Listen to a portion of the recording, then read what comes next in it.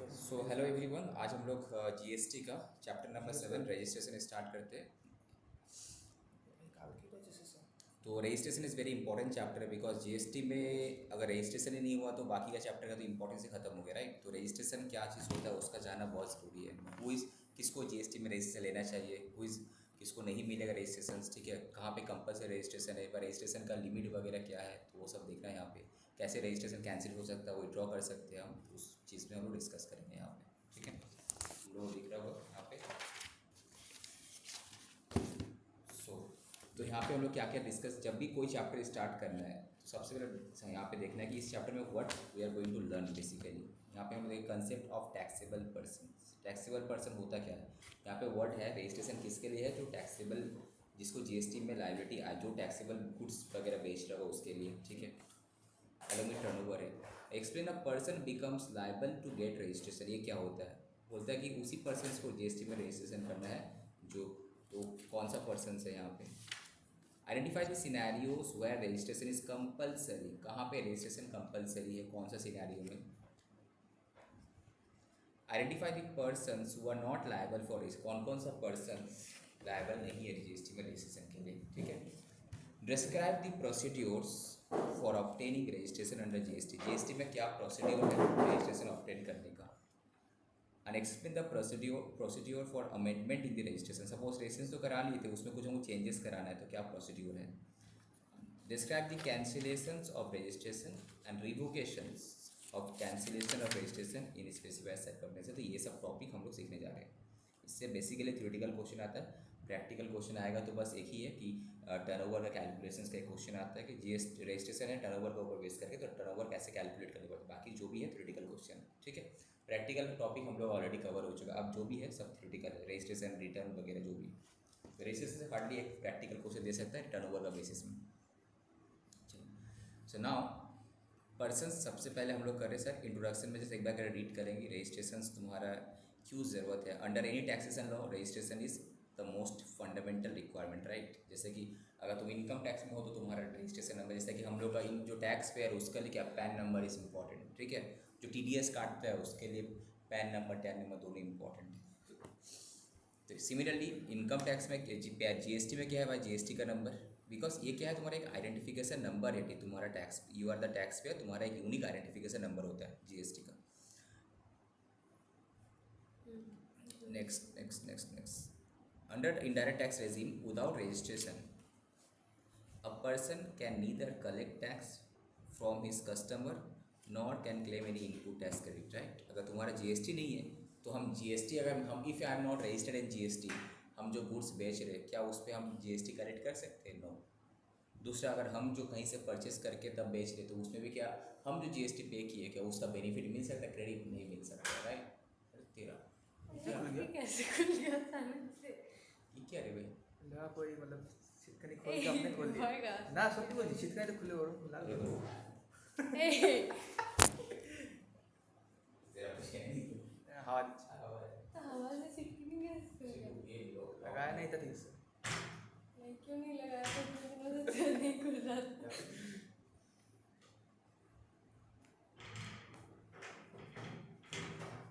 हाँ सच में तो वही तो उसको बोल रहे शीतकानी लग रहा कोई खोल के।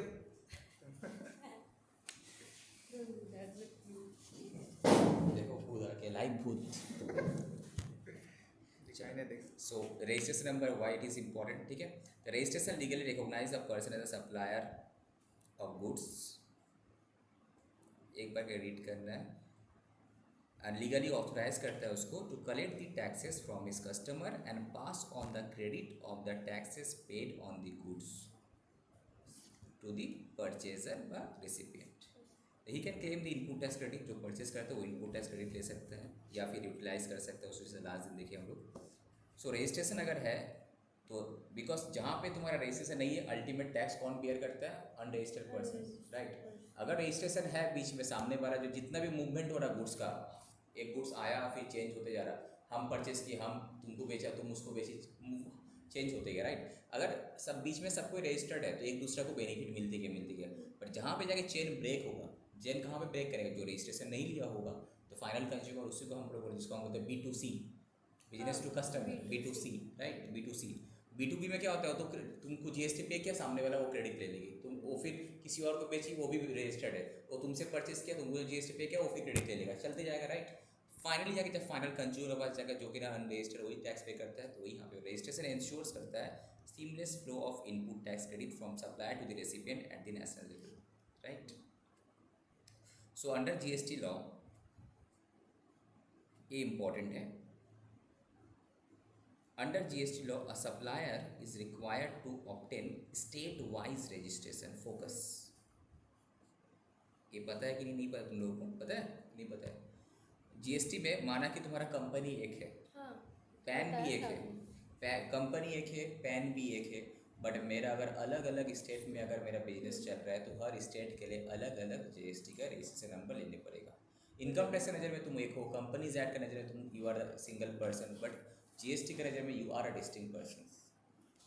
तुम्हारा वेस्ट बंगाल का बिजनेस का जीएसटी नंबर अलग है, तुम्हारा दिल्ली वाला बिजनेस का जीएसटी नंबर अलग है, टू आर डिस्टिंक्ट पर्सन, दोनों अलग अलग पर्सन है, एक दूसरे में ट्रांजेक्शन होगा तो उसको नॉर्मल हिसाब से ट्रीट होगा, ठीक है।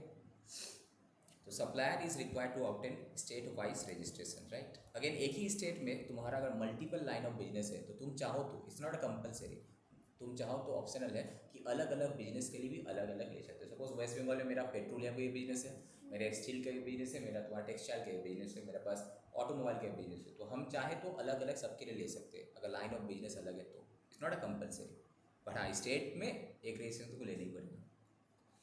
सो there is no concept of centralise registration under GST like the. इससे पहले जो टैक्स रेजिम था, ठीक है, जैसे कि अगर इससे पहले क्या था, अगर टैक्स रेजिम समझे तो एक था तुम्हारा वैट। वैट क्या था? Within state, within state, state के अंदर जो भी कोई बिकता था तो उसको value added taxation state government collect करता था, माने हम कलेक्ट करके स्टेट गवर्नमेंट को जमा कर रहे थे, तो ये रेवेन्यू पूरा स्टेट गवर्नमेंट का, एससी मतलब एससी जाता था, राइट। और एक था तुम्हारा सर्विस टैक्स, ये अल्टीमेटली किसके पास जाता? सेंट्रल गवर्नमेंट के पास। और एक क्या था तुम्हारा? सीएसटी, जो अगर इंटर स्टेट सेल्स होने से ये भी सेंट्रल गवर्नमेंट के पास जाता था, ओके। और एक क्या था तुम्हारा? Excise duty. मेन तो यही था, एक्साइज ड्यूटी अभी भी है तुम्हारा, बट किस पे है? इम्पोर्ट पे है तुम्हारा, एक्सपोर्ट पे है तुम्हारा एक्साइज ड्यूटीज, ठीक है। कुछ कुछ उसमें से जो बीसीडी है बाकी सब उठा दिया गया है, ओके। सो नाउ इसको अगर छोड़ दे, बाकी जो ये 3 केसेस में वैट तो ठीक है तुम्हारा अलग अलग स्टेट वाइज रजिस्ट्रेशन था, पर सर्विस टैक्स में तो मेरा ऑल ओवर इंडिया में एक ही रजिस्ट्रेशन था, सीएसटी में तो ऑल ओवर इंडिया में एक ही रजिस्ट्रेशन था, ठीक है। तो यहाँ पे जो हम लोग का नया जीएसटी सिस्टम में all over India centralise registration कुछ नहीं है, स्टेट वाइज रजिस्ट्रेशन है। बट अगर एक ही स्टेट में हो तो एक ही स्टेट में मल्टीपल लाइन ऑफ बिजनेस है तो हम चाहे तो मल्टीपल ले सकते हैं, अदरवाइज तो एक लेने ही तो। So there is no concept of centralized registration under GST like the erstwhile service tax regime. The supplier has to obtain the registration in every state या फिर यूनियन टेरिटरी जहाँ जहाँ तुम्हारा बिजनेस है, from where he makes a taxable supply, जहाँ से भी वो टैक्सेबल सप्लाई करता है, प्रोवाइडेड एक टर्नओवर का लिमिट बताया गया, वो लिमिट अगर क्रॉस किया तो प्रोवाइडेड इसका एग्रीगेट टर्नओवर तुम्हारा 20 लाख से 40 लाख लिमिट हो गया था, जो स्पेसिफाइड लिमिट है 40 लाख है, अभी हम लोग देख लेंगे अमेंडमेंट में 40 लाख ही होना चाहिए।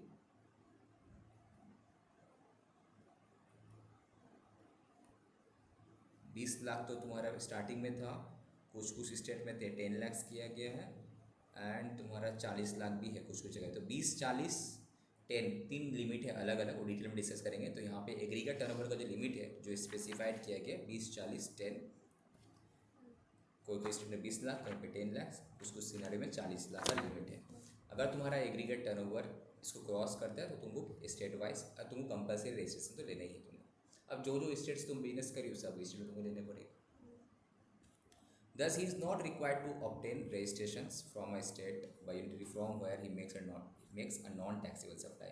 अगर तुम कोई स्टेट में, माना कि मेरा दिल्ली में भी है, मेरा दिल्ली के बाहर कहीं भी है, अगर हम कोई स्टेट से नॉन टैक्सेबल सप्लाई करते हैं, हम जो गुड्स बेच रहे हो जीएसटी में है ही नहीं, ठीक है। ऐसा कौन सा गुड्स नहीं है? बोलो अल्कोहलिक लिकर, ह्यूमन कंजम्पशन, दारू पे है नहीं है, वो पेट्रोल डीजल पे नहीं है, पेट्रोल डीजल पे है, जीएसटी नहीं है, वो दूसरा टैक्स है। हाँ जीएसटी तो नहीं है ना, पेट्रोल डीजल पे है नहीं है ना, गैस पे है नहीं है ना, नेचुरल गैस वगैरह पे, तो ऐसा बहुत सारे केसेस जिसमें जीएसटी नहीं है, नॉन टैक्सेबल सप्लाई का तुम कर रहे हो, ठीक है, तो वहाँ पे तुमको जीएसटी रजिस्ट्रेशन का ज़रूरत नहीं है। तो नाउ सीन्स दैट ये एकदम पढ़ना ज़रूरी है, बिकॉज बेस नहीं तो तुम कहाँ समझ डायरेक्ट स्टार्ट करेंगे वहाँ से, राइट। इसीलिए एक एक लाइन तुमको एक बार अगर रीड करना है, जहाँ तुमको सही लगता है यू जस्ट मार्क इट। जैसे कि ये लाइन इंपॉर्टेंट था, जस्ट मार्क। एग्जाम से पहले बस अब कलर वाला तुमको पढ़ना है। नाउ ये हो गया। Next since the registration in GST is a pan base, right. Pan base है, मतलब एक पैन तो एक बंदा का एक ही पैन ही होता है, मल्टीपल पैन तो मिलता नहीं, right. So once a supplier is liable to register, अगर उसका रजिस्ट्रेशन का ज़रूरत पड़ जाए, बिकॉज उसका एग्रीगेट लिमिट 20 लाख 10 लाख व 40 लाख जो भी केसेस है एप्लीकेबल है, उस केस में अगर क्रॉस किया, now he has to obtain the registration in each of the state व union territories in which he operates under the same PAN. अब क्या हुआ, सपोज तुम बोलते हो सर हम दिल्ली में बिजनेस करते हैं, वेस्ट बंगाल में बिजनेस करते हैं, तुम बोले मेरा दिल्ली का तो टर्नओवर 40 लाख के ऊपर है, 20 लाख से ऊपर है, बट वेस्ट बंगाल का तो कम है। तो ऐसे नहीं, हमको जो रजिस्ट्रेशन देखते हैं, हम लोग जो टर्नओवर देखते हैं पैन इंडिया बेस देखते हैं। पैन इंडिया बेस तुम्हारा देखा जाएगा कि तुम्हारा टर्नओवर टोटल कितना है। अगर टोटल एक जगह में अगर सपोज पैन इंडिया बेस में तुम्हारा टर्नओवर का लिमिट क्रॉस कर गया, ठीक है, तो एक जगह में अगर लिमिट क्रॉस कर, तो हर जगह जहाँ से भी तुम बिजनेस करते हो सब जगह तुमको जीएसटी का रजिस्ट्रेशन करना है, रेस्पेक्टिव ऑफ कि वहाँ का टर्नओवर 20 से कम है, 40 से कम है, 10 से कम है। तो एक ही स्टेट में अगर लेने पड़ गया, if you are liable to take registration under GST, तो तुमको ऑल स्टेट जहाँ जहाँ तुम बिजनेस करती हो, 1 रुपये भी अगर हम बेच रहे हो वहाँ से, तब भी हमको जीएसटी का रजिस्ट्रेशन करना है। यहाँ पे केस स्टडी आता है कि एक बंदा का दिल्ली में कर रहा है, ठीक है, दिल्ली में रजिस्ट्रेशन है, बट मुंबई में उसका सेल का लिमिट इतना कम है, तो वहाँ यहाँ करना है, यस करना है। तो जीएसटी का जो है पैन बेस है तुम्हारा, वहाँ से supplier is liable register, he has to obtain registration in each of the state जहाँ से भी वो सेम पैन के अंदर में बिजनेस करता है। पैन अलग है तो ठीक है, तुम पैन ही अलग कर लो, कंपनी अलग फॉर्म कर लो, तुम अगर रजिस्टर नहीं रहता है। लिमिट से कम है तो रजिस्टर नहीं करना पड़ेगा। एग्रीगेट टर्नओवर तो रजिस्टर नहीं करेगा तो उसको क्रेडिट भी नहीं मिलेगा। नहीं मिलेगा क्रेडिट। ले सकता है अगर लेना चाहे तो। हाँ, वॉलंटियरली तो है।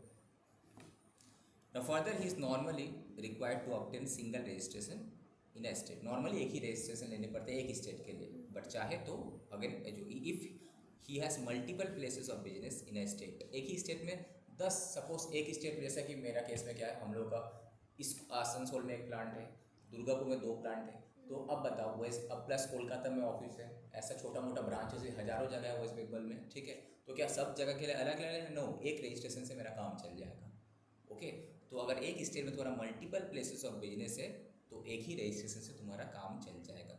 ही has the option either to get a single registration for the said state, ठीक है, या फिर वो ना उसमें से उसको बताने पड़ेगा कि कौन सा मेरा प्रिंसिपल प्लेस ऑफ बिजनेस है। सपोज मेरा वेस्ट बंगाल 20 ऑफिस है, अब उसमें से तुमको just you have to declare इसमें से मेन ऑफिस कौन सा है तुम्हारा, principal place of business. Suppose हम बताया कि मेरा दुर्गापुर ये वाला office principal place of business है, अब बाकी तुम्हारा क्या है, अदर ब्रांचेस करके हम एडिशनल प्लेस ऑफ बिजनेस बोलकर दिखाने पड़ते, APOP, additional place of business, ठीक है, ये ऑप्शन है। या फिर तुम चाहो तो भाई separate registration for each of the place of business ले सकते हो, सेपरेट रजिस्ट्रेशन के भी ऑप्शन दिया है। सपोज तुम अगर मैनेज नहीं कर पा रहे हो एक साथ इतना वॉल्यूम ऑफ ट्रांजेक्शन्स, तो अलग अलग ऑफिसेस के लिए तुम अलग अलग ले लो, ऑप्शन दिया गया है, बट कोई करते हैं सब नॉर्मली एक सिंगल रजिस्ट्रेशन में, जितना ज़्यादा रजिस्टर उतना ज़्यादा कंप्लायंस, एक ही इसमें रिटर्न में काम हो जाता है तुम्हारा, ठीक है। बट ऑप्शन है मल्टीपल प्लेसेस ऑफ बिजनेस है इस स्टेट में, तो हर इस प्लेसेस ऑफ बिजनेस के लिए अलग अलग ले सकते हैं, ऑप्शन दिया गया है, ठीक है। अलग अलग स्टेट में तो करना ही पड़ेगा, अलग स्टेट का तो करना ही पड़ेगा, और एक स्टेट में नॉर्मली एक रजिस्ट्रेशन से काम चले जाएगा।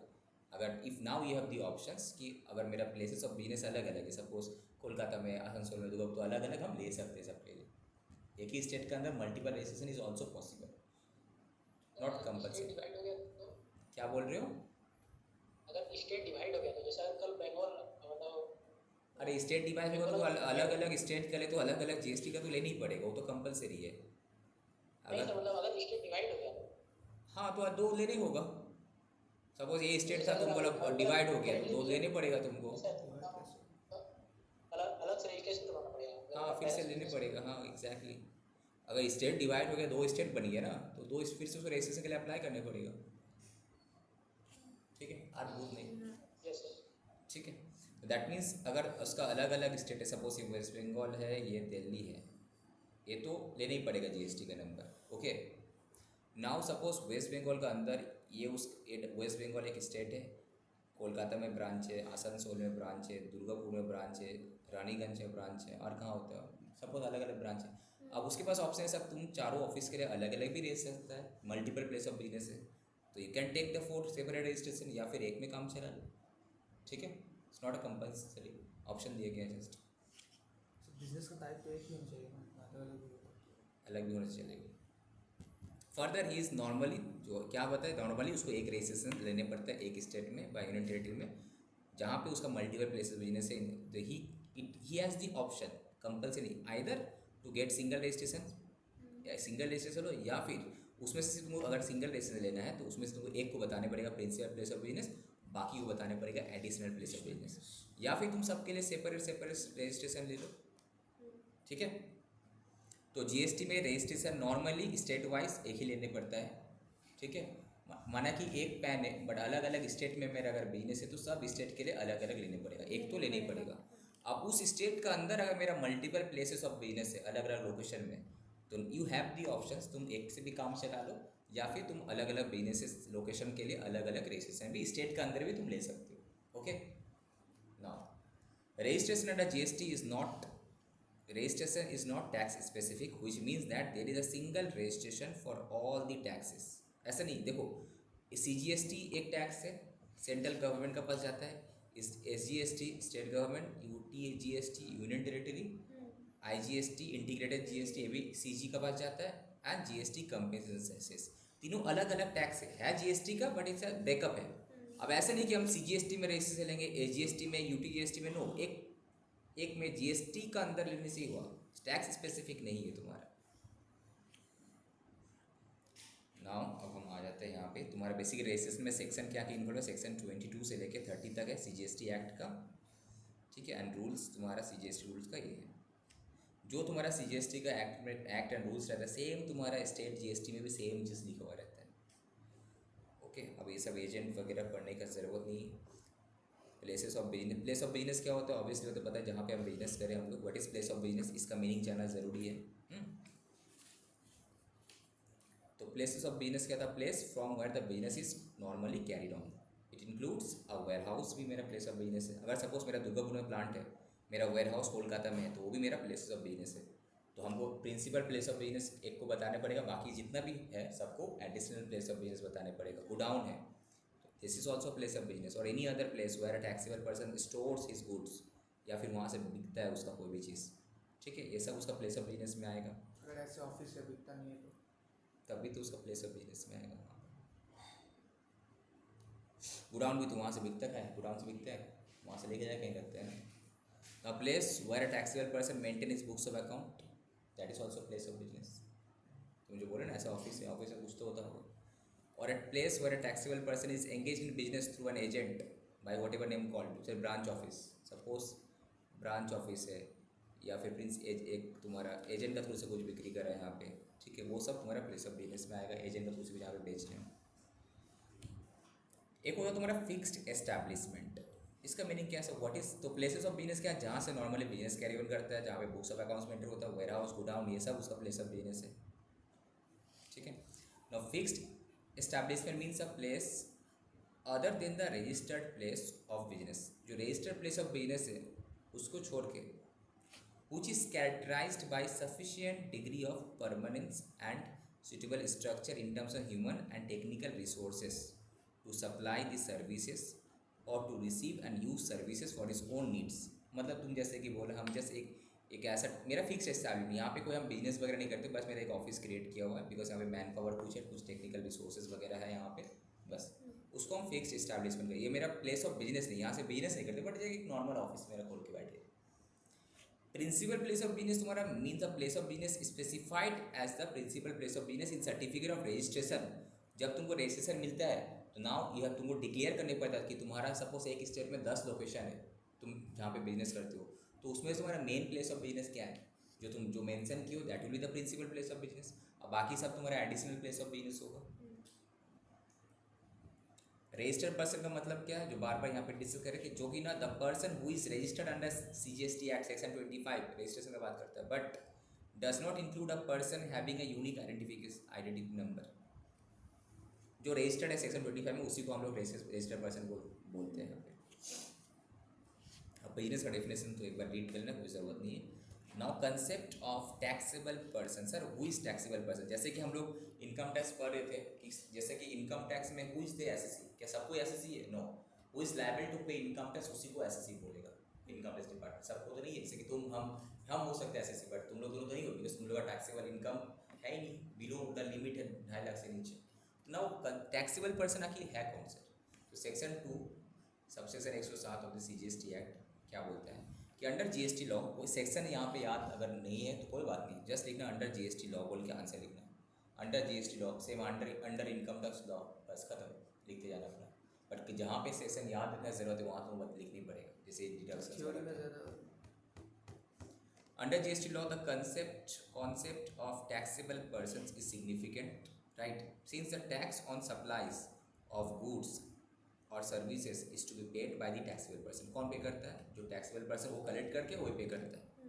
So let us understand the concept of taxable persons, ठीक है। तो नाउ बोल रहा है क्या, पर्सन हु इज रजिस्टर्ड, जो कि ना रजिस्टर्ड है, या फिर liable to be registered under section 22 या फिर सेक्शन 24, जो अभी हम लोग पढ़ेंगे डिटेल में, हम लोग डिस्कस करेंगे इसको। सेक्शन 22 क्या होता है, सेक्शन 24 क्या होता है। सो दस इवन एन अनरजिस्टर्ड पर्सन, जो कि ना जीएसटी में रजिस्टर्ड नहीं है बट जो कि ना लायबल है रजिस्ट्रेशन के लिए, is also a taxable person. Suppose तुम्हारा एग्रीगेट टर्नओवर का लिमिट 20 लाख 10 लाख 40 लाख जो था क्रॉस कर चुका है, that means you are liable to register, पर तुम अभी तक रजिस्ट्रेशन नहीं की, that means you are also taxable person. Similarly a person not liable to be registered, जिसको रजिस्ट्रेशन का जरूरत नहीं था बट वो वॉलंटरली रजिस्ट्रेशन लिया है, तो अपने आप को टैक्सेबल पर्सन डिक्लेयर किया है। He got himself registered is also a taxable person। जो वॉलंटरी लेता है वो तो टैक्सेबल पर्सन है, और जो लिया नहीं है but liable to be get registered under GST है तो वो भी है, ठीक है। तो लेगा तो उसको भी टैक्स देना पड़ेगा। टैक्स देना नहीं पड़ेगा यार, उसको टैक्स कलेक्ट करेगा देगा, अपने से नहीं। नॉर्मली तुमको अभी तक अगर हम जीएसटी में रजिस्टर नहीं है तो क्या होगा, हमको जीएसटी क्रेडिट नहीं मिलेगा और हम किसी से टैक्स चार्ज नहीं कर सकते। तो अगर हम रजिस्ट्रेशन ले लिए तो हम कलेक्ट भी करेंगे और हम क्रेडिट भी मिलेगा, simple. In the subsequent Paris, उसके बाद तो छोड़ दो, ये सब छोड़ दो, गेटिंग रजिस्ट्रेशन बट प्रोसीड्यूर वगैरह हम लोग बाद में देखेंगे। नाउ सेक्शन 22 के बारे में देखेंगे, person liable to for registration. Section 23 person not liable for registration.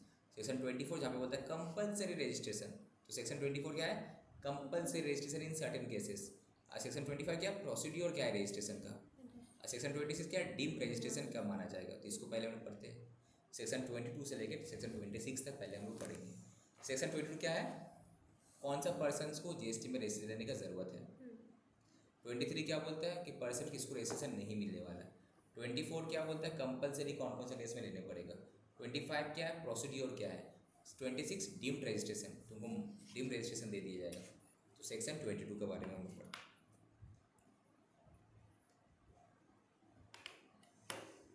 यहाँ से पढ़ सकते हैं लोग।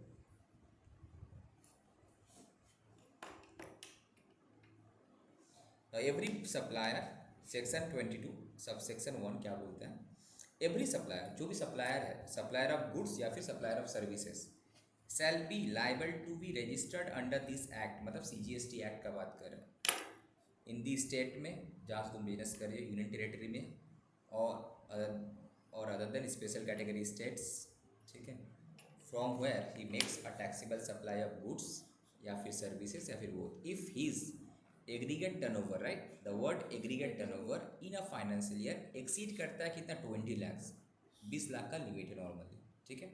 कुछ कुछ जगह पे 10 लाख है, कुछ कुछ जगह पे 40 लाख है, हम अभी देखेंगे फिर। तो अगर 20 लाख नॉर्मली 20 लाख है, बट कुछ कुछ स्टेट में 10 लाख का लिमिट किया हुआ है, हम लोग पढ़ेंगे स्टेट में या पूरा पैन में, pan India base. Every supplier जिसका भी एग्रीगेट टर्नओवर एक पर्टिकुलर फाइनेंशियल ईयर का, ठीक है, एक्सीड कर जाता है जो प्रेस्क्राइब लिमिट है, फॉर एग्जांपल 20 लाख इस केस में नॉर्मली 20 लाख है, तो उसको जीएसटी में रजिस्ट्रेशन कंपलसरी है, लेने पड़ेगा। He is liable to get registered at GST. जिस दिन हो जाएगा उसके बाद से कुछ दिन के अंदर फिर रजिस्ट्रेशन लेना चाहिए। ये ऑलरेडी जब तुम अप्लाई कर रहे हो तब ऑलरेडी तुम्हारा अगर हो गया तो संसार ले लेना है। तो provided that where such person makes taxable supplies of goods और services of both from any of the special category state, जो स्पेशल कैटेगरी स्टेट 11 12 है यहाँ पे, he shall be liable to be registered if his aggregate turnover exceed करता है 10 lakhs। Normally 20 lakh है, special category state में कितना है लिमिट? 10 लाख है। Now provided further again for the government may at the request of a special category state अगर request किया government को and on the recommendation of the GST council वो इस टर्नओवर का लिमिट को एग्रीगेट टर्नओवर का limit को बढ़ा सकता है, इन्हांस कर सकता है 10 लाख से to such amount, but maximum कितना? 20 lakhs। 10 लाख से 20 lakhs कर सकता है and subject to such condition, और भी जो कंडीशन वगैरह नोटिफाई करेगा ये। ओके, नॉर्मली 10 लाख है। स्पेशल कैटेगरी स्टेट में क्या क्या होता है? स्पेशल कैटेगरी स्टेट अभी हम देखेंगे नेक्स्ट में। Okay, normally no other than special category state में कितना है? 20 लाख का लिमिट है। Okay, now again provided also that government में at the request of the state government and on the recommendation of the council enhance the aggregate turnover. जो turnover अभी 20 लाख बोला है ना, इस 20 लाख का कुछ स्टेट अगर बोले कि नहीं 20 लाख से रजिस्ट्रेशन अगर हम करेंगे तो दिक्कत हो जाएगा, मेरा यहाँ का सप्लायर लोग ज़्यादा टर्नओवर नहीं उन लोगों का, तो उन लोग के लिए ज़्यादा बर्डन हो जाएगा, आप कुछ रिलैक्सेशन करो। तो आप एक काम करो, लिमिट को बढ़ा दो। लिमिट को बढ़ाने से क्या हो? सप्लायर को फायदा मिल जाए, उसको रजिस्ट्रेशन का जरूरत नहीं पड़ेगा। उसके नुकसान क्या है?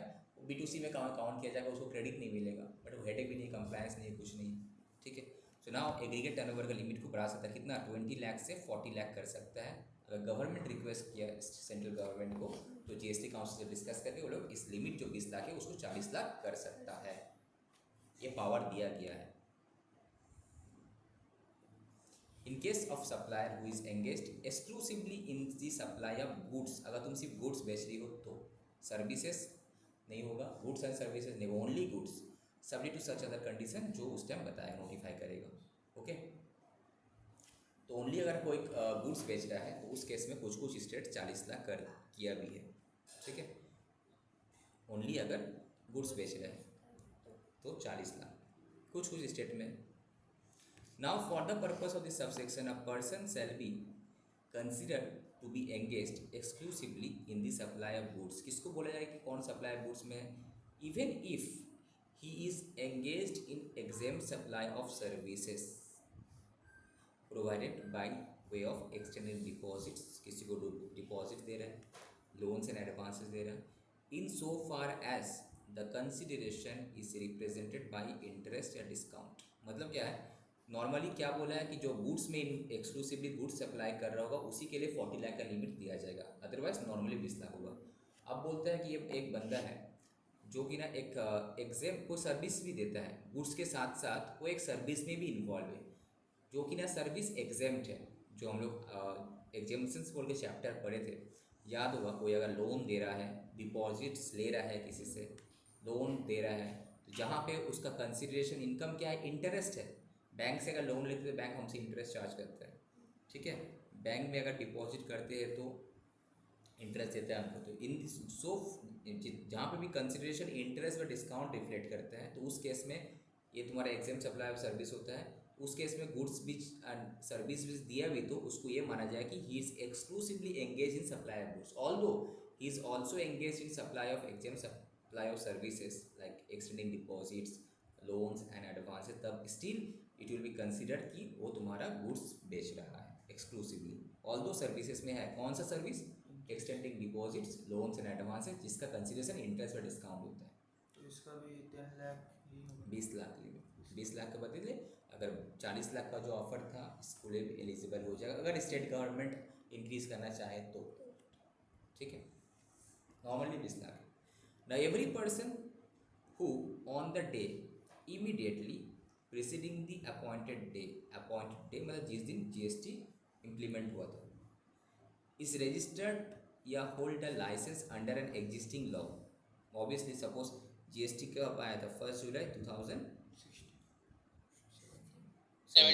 ये डेट तो हम भूल ही नहीं सकते बिकॉज इसी टाइम में मेरा मेरा करियर स्टार्ट हुआ था जून 2017 श्याम स्टील 5 जून 2017। हमको लिया गया था जीएसटी पर्पस के लिए, जीएसटी इम्प्लीमेंट करना था। नहीं आता तो ठीक है, तो एनीवे तो 1 जुलाई थी, तो हम तो ट्रांजिशन पीरियड में थे ना 1 जुलाई 17। तो every person on the day immediately preceding the appointed day, जो कि ना दूसरे एक्ट में रजिस्टर्ड था, liable to be registered under this act with effect from the appointed date. उसको रजिस्ट्रेशन करनी ही पड़ेगा उसको। Now where a business carried on by a taxable person, एक टैक्सेबल पर्सन है कौन है टैक्सेबल पर्सन को देखें यहाँ पे, जो कि ना एक जिसका टर्नओवर ज़्यादा है, जो टैक्सेबल गुड्स वगैरह बेच रहा है, एंड जिसका प्रोवाइडेड उसका टर्नओवर भी ज़्यादा है लिमिट से, ठीक है। Registered under this act is transferred whether on account of successions और अदरवाइज, मतलब मर्जर एक्विजिशंस हुआ, पार्टनरशिप फर्म को एक्वायर कर लिया इस टाइप का, to another person as a going concern, होता है ना बिजनेस हम बेच दिया, तो द ट्रांसफरी मतलब जिसको बेचे, मतलब सक्सेसर एज अ केस में भी shall be liable to be registered, उसको भी रजिस्टर होने का। सपोज ये एक्स लिमिटेड था, ठीक है, जीएसटी में रजिस्टर्ड था, अब एक नया न्यू कंपनी फॉर्म हुआ वाई लिमिटेड, ये उसको परचेज कर लिया, तो वाई को भी जीएसटी में रजिस्ट्रेशन लेने पड़ेगा, ठीक है। Notwithstanding contained anything in this section में, बाकी जो भी भूला हो भूल जाओ। In case of transfer pursuant to a sanction of scheme और an arrangement for amalgamation as the case may be, और डीमर्जर, एमलगमेशन क्या होता है, एक्स दो अलग अलग कंपनी है, दोनों मिल एक हो गया, सपोज शादी हो गया सपोज, ठीक है, एमलगमेशन हो गया, याद रहेगा। और डीमर्जर मतलब डिवोर्स हो गया, ठीक है। डीमर्ज मतलब क्या, आपको सपोज ये एक्स वाई एक कंपनी था, ये लोग अब भाई अलग हो जा रहे हैं, डीमर्ज हो गया, ठीक है, याद रहेगा। चलो, एमलगमेशन मतलब दो कंपनी एक नया इसमें दूसरा में फॉर्म कर दिया लोग, डीमर्ज मतलब अलग हो गया। ऑफ टू और मोर कंपनीज परसेंट, जो भी अगर हाई कोर्ट का ऑर्डर है, ट्राइब्यूनल का ऑर्डर है, then the transferee shall be liable to be registered with effect from the date जिस दिन in on which the register of companies, जो आरओसी होता है, इन केस ऑफ कंपनी का जब रजिस्ट्रेशन होता है तो आरओसी से, रजिस्टर्ड ऑफ कंपनी से रजिस्ट्रेशन सर्टिफिकेट मिलता है, इनकॉर्पोरेशन का सर्टिफिकेट ऑफ इनकॉर्पोरेशन मिलता है, राइट, CIN नंबर इसको बोलते हैं।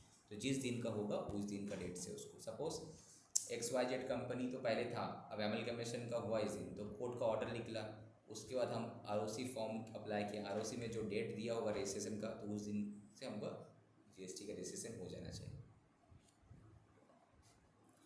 एक्सप्लेनेशन यहाँ पे दिया है, द टर्म एग्रीगेट टर्नओवर का मीनिंग क्या है। अभी तक देखे ना सर, एग्रीगेट टर्नओवर, ये जो भी हम लोग है बेयर एक्ट पढ़ रहे, okay, this is the bare act, act में ही लिखा हुआ है पूरा as it is same language में, फिर इसको एनालिसिस करेंगे हम लोग, that is called bare act. तो aggregate turnover means what, it shall include all supplies, जो भी सप्लाई किए, चाहे गुड्स बेचे चाहे सर्विस बेचे, made by the taxable persons whether on his own account or made on behalf of all his principal, ठीक है। द स्पेशल कैटेगरी स्टेट यहाँ पे डिफाइन किया गया, किसको किसको बोल रहा है, shall mean the state as specified in this except is the state of,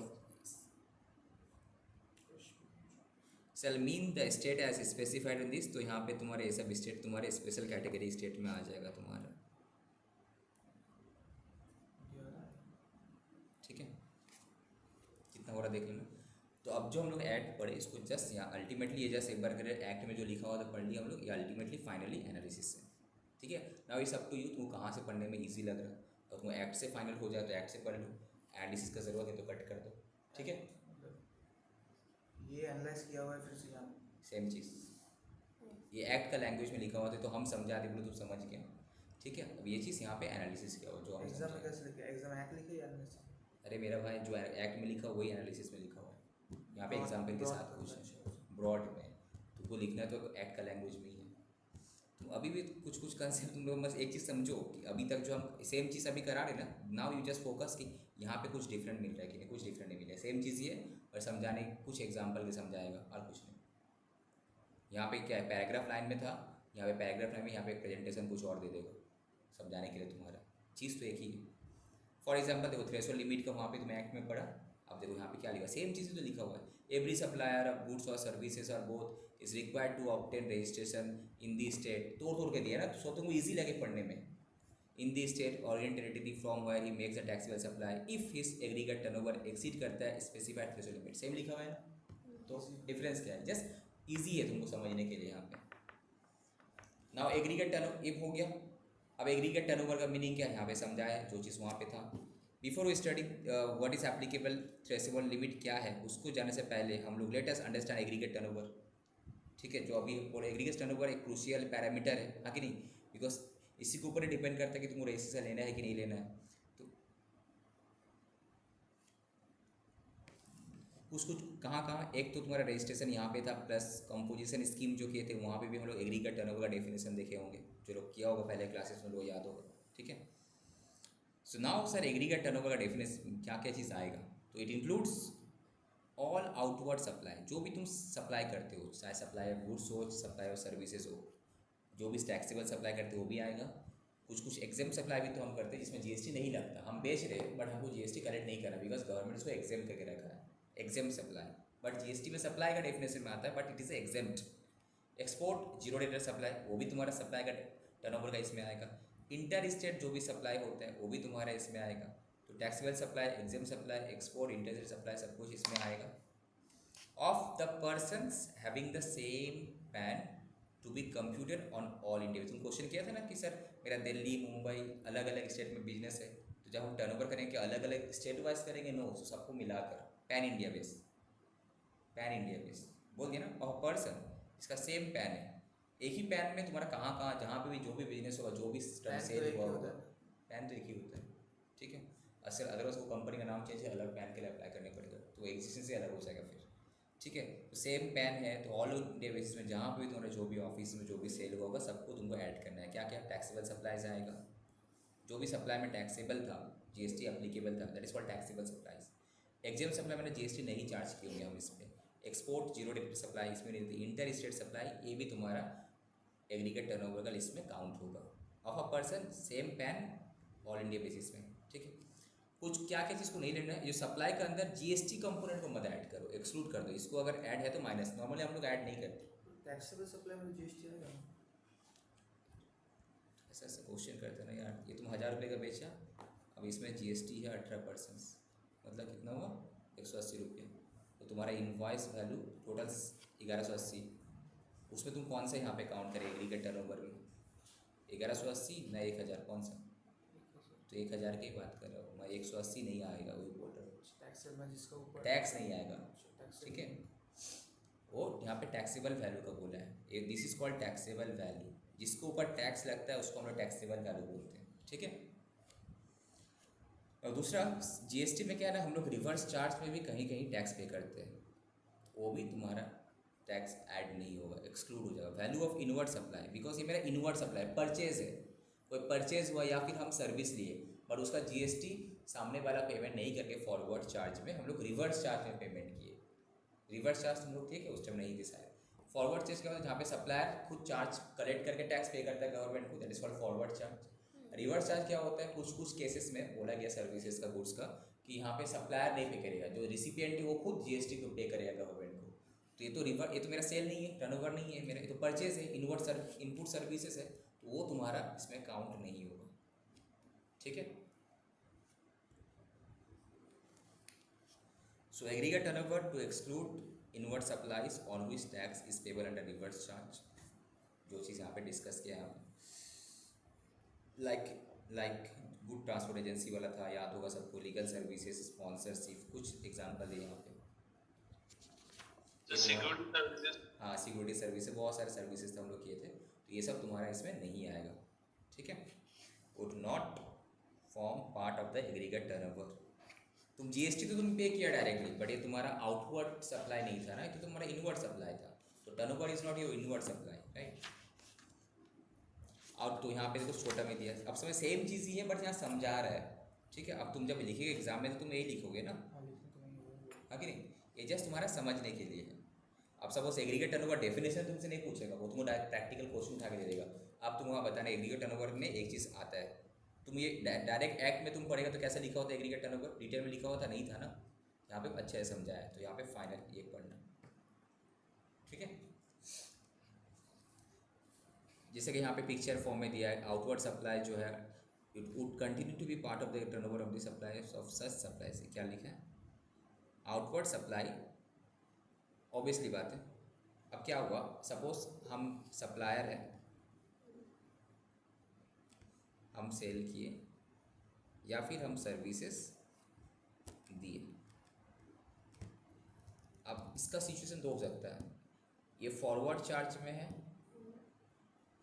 तो हम खुद जीएसटी कलेक्ट करेंगे एंड पे कर देंगे गवर्नमेंट को, इस केस में तो मेरा आएगा ही, सेम सर्विस तुम्हारा रिवर्स चार्ज में था, तो रिवर्स चार्ज में कौन पे करता है? रिसिपिएंट पे करता, नॉट सप्लायर।